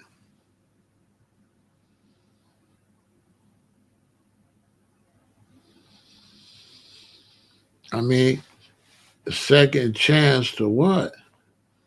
You see what I'm saying? What do you mean second chance? It was a relationship. What do you mean second chance? I'm not understanding. What do you mean second chance? You know? So she be like, second chance was like, no, it's not really a second chance. You want me to sleep behind somebody? So it's not about a second chance. It's about if I got to sleep behind somebody, you not my woman. If my woman, I don't got to sleep behind nobody. So it's more like asking me, do I want to sleep with her after dude? Do I want to sleep behind this dude? It ain't really like no second chance. It's not like second chance. Like, no, this is not about no second chance. This is you want me to sleep with you behind this person? You're not gonna be sexy to me like that. Like you ain't no turn on now. That's not gonna turn you is a turn off really. Like, no. Mm-mm. So it's like a second chance. What do you mean second chance? That's like what do you mean second chance? Second chance for what?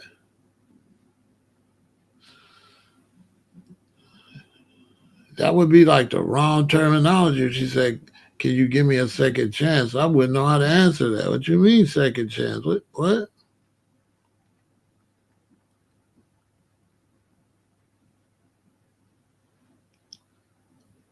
Yeah, a lot of people say that second chance. G Rock, but technically when you think about it mentally,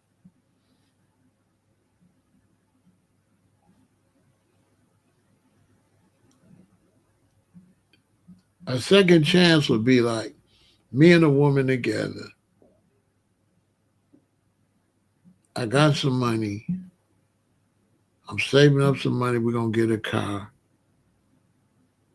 We almost there to get the new car. She take a bunch of the money one day and she go buy a bunch of shit, right? I get mad because now I gotta work way more months now to get the car. I get mad. We break up. I don't want to talk to her no more. After a couple weeks, she called me and said, "Could I give her a second chance?" That makes sense.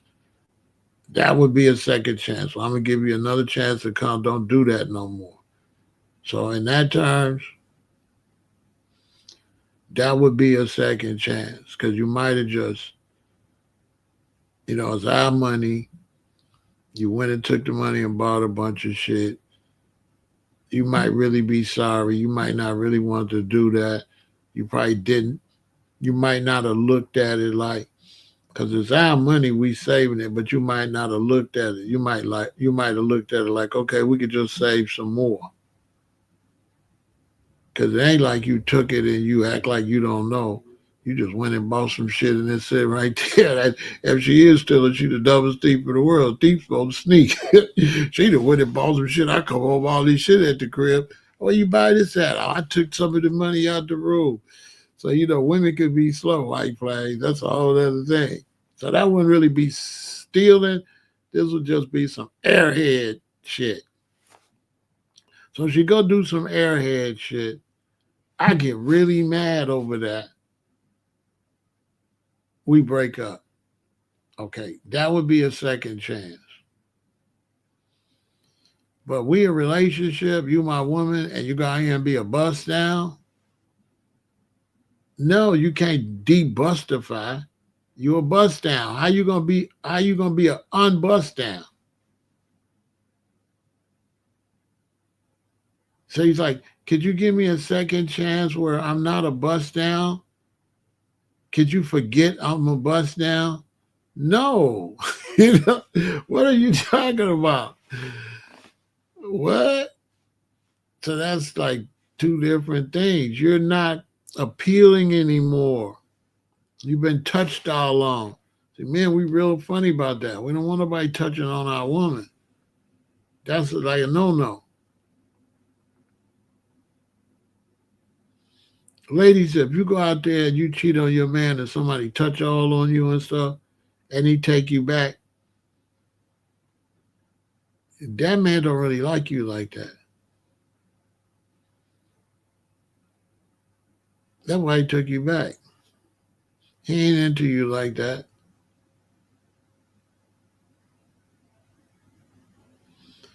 You know what I'm saying?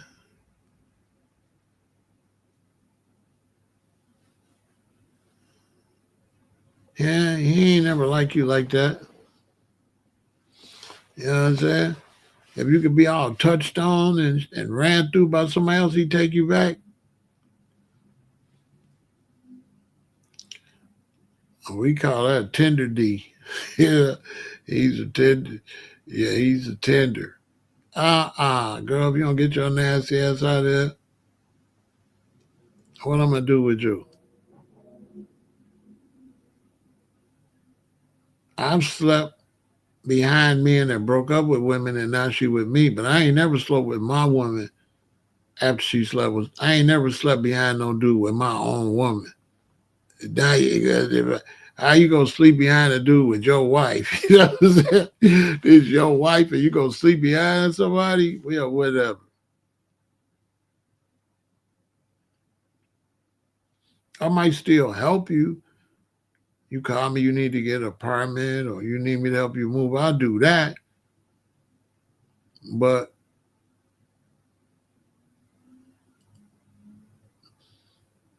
I don't know. She ain't gonna never get a chance to sleep next to me. We're not doing that.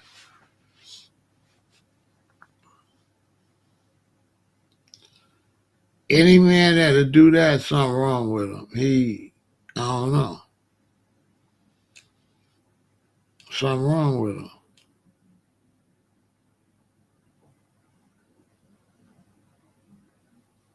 Ain't no way.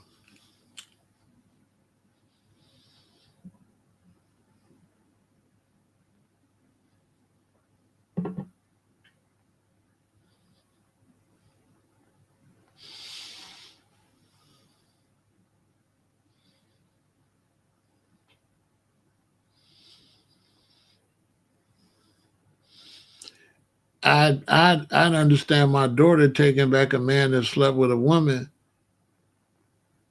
but I wouldn't understand my son taking a woman that slept with a man. Because the women is the receivers and the men is the givers. So it ain't nowhere the same. I don't know what they in this world and women try to act like men and women is the same. No, it's not the portrayal. It's the body. You know, let somebody defile the body. I don't want the body no more.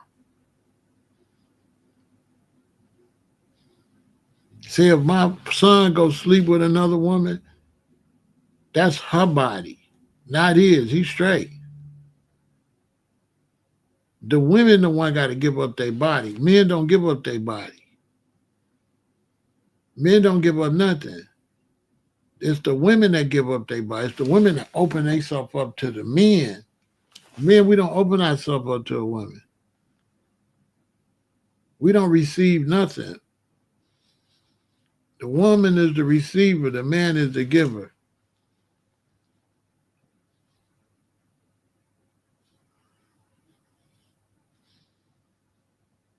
So my daughter with a man and he out there giving and he come back and she want to be with him, yeah, she just got to make sure he ain't got no STDs and all that.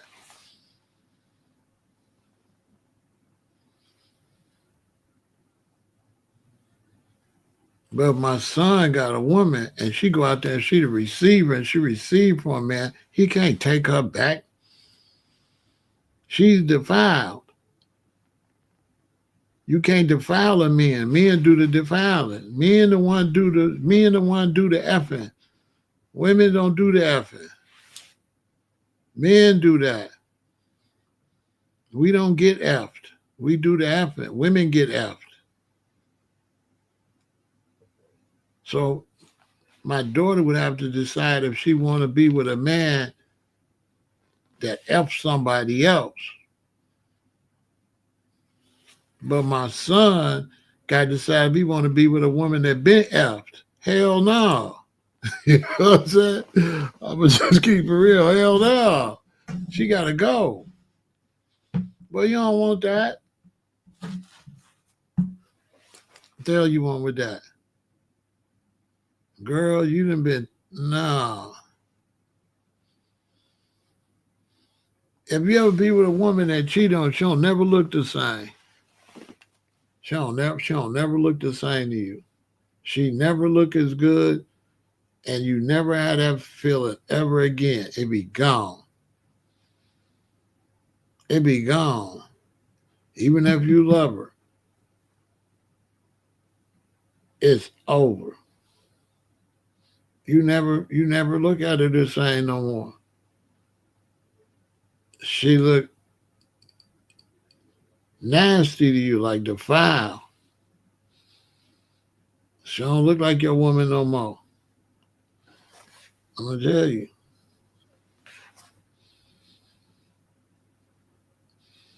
You might as well just go get another one. You know what I'm saying?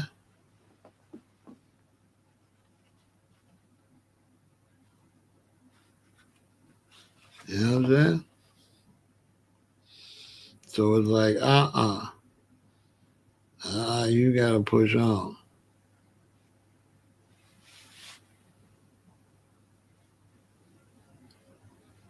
I'm gonna miss you, but you should have thought about that shit. Ain't no need of me being with you and not liking you for years, because I ain't gonna never like you after that.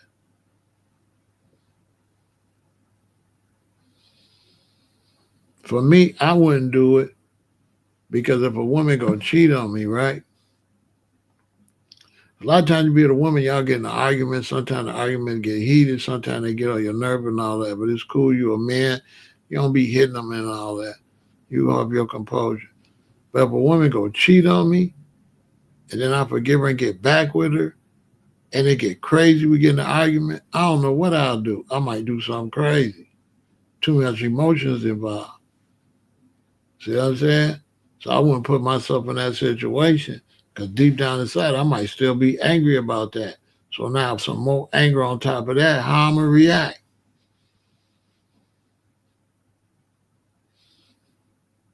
Before you say something, we get in an argument, you say something to me, foul or something, that's one thing. But you can't talk crazy to me after that at all. After if a woman go cheat on me, and we get back together and she say anything crazy, that shit gonna go left. It ain't gonna be like, oh, babe, calm down. It ain't gonna be like that. Usually I'm like, babe, calm down. But that's because you babe, but you ain't really gonna be babe now. You gonna be a stank H. You gonna be, I ain't gonna really like you. Deep down inside, I don't like you. I'm trying to like you. I'm trying to play it off, but deep down inside, I ain't gonna like you. You say the wrong thing, it's gonna go left. I wouldn't have put myself psychologically in that situation. I never put myself in that situation because I already know that's a dangerous situation psychologically. All that gonna come up. She might get hurt. I wouldn't put myself in that situation. I'm smart enough psychologically to know, don't ever put yourself in that situation.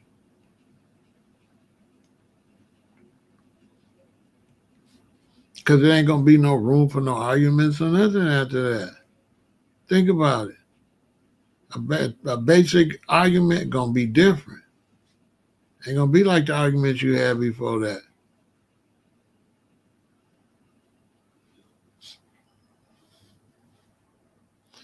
Anyway, that's enough of that. My friend said the reason trolls and stuff be over here trolling men is that they might be LGBTQ. I thought that was very interesting.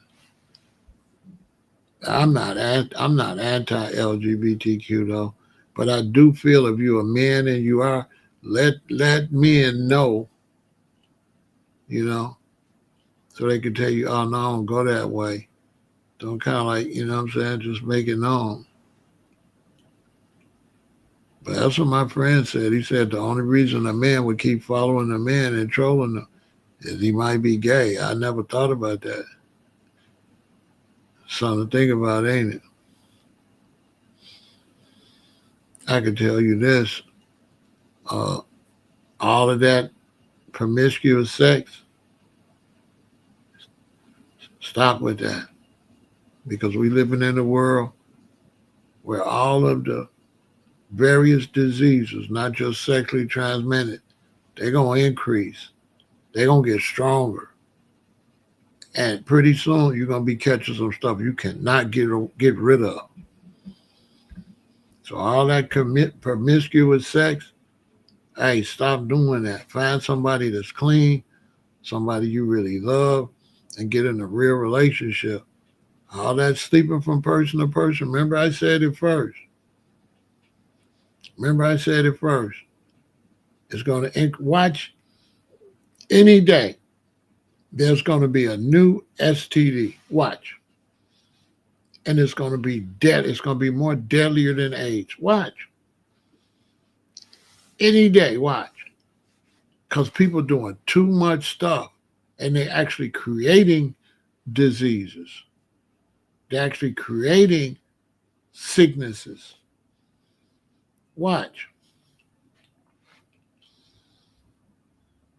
Any day. I give it within the next 36 to 48 months. Watch. They're going to come on with some name. Virtual 2K, right? Some crazy name. What the hell is that? Oh, it's new. You get it, you out of here. Watch, because they're just doing too much. They're doing too much unnatural stuff. And when you mix that unnatural stuff with all these artificial flavors and artificial colors and stuff people put in their body, your body is toxic. Now you're doing toxic practices, witchcraft, basically. It's going to go bad. You understand? And then stop worrying about these trolls, these unidentified goofy people. Do not be arguing with them on your social media. All right? Stay positive. And men, don't be arguing with trolls on social media. And if you're a man, don't be trolling. Don't be trolling on social media. Don't ruin social media with trolling. Let's do something positive with social media. All right? That's what it is. Positive energy all the time. Deuces.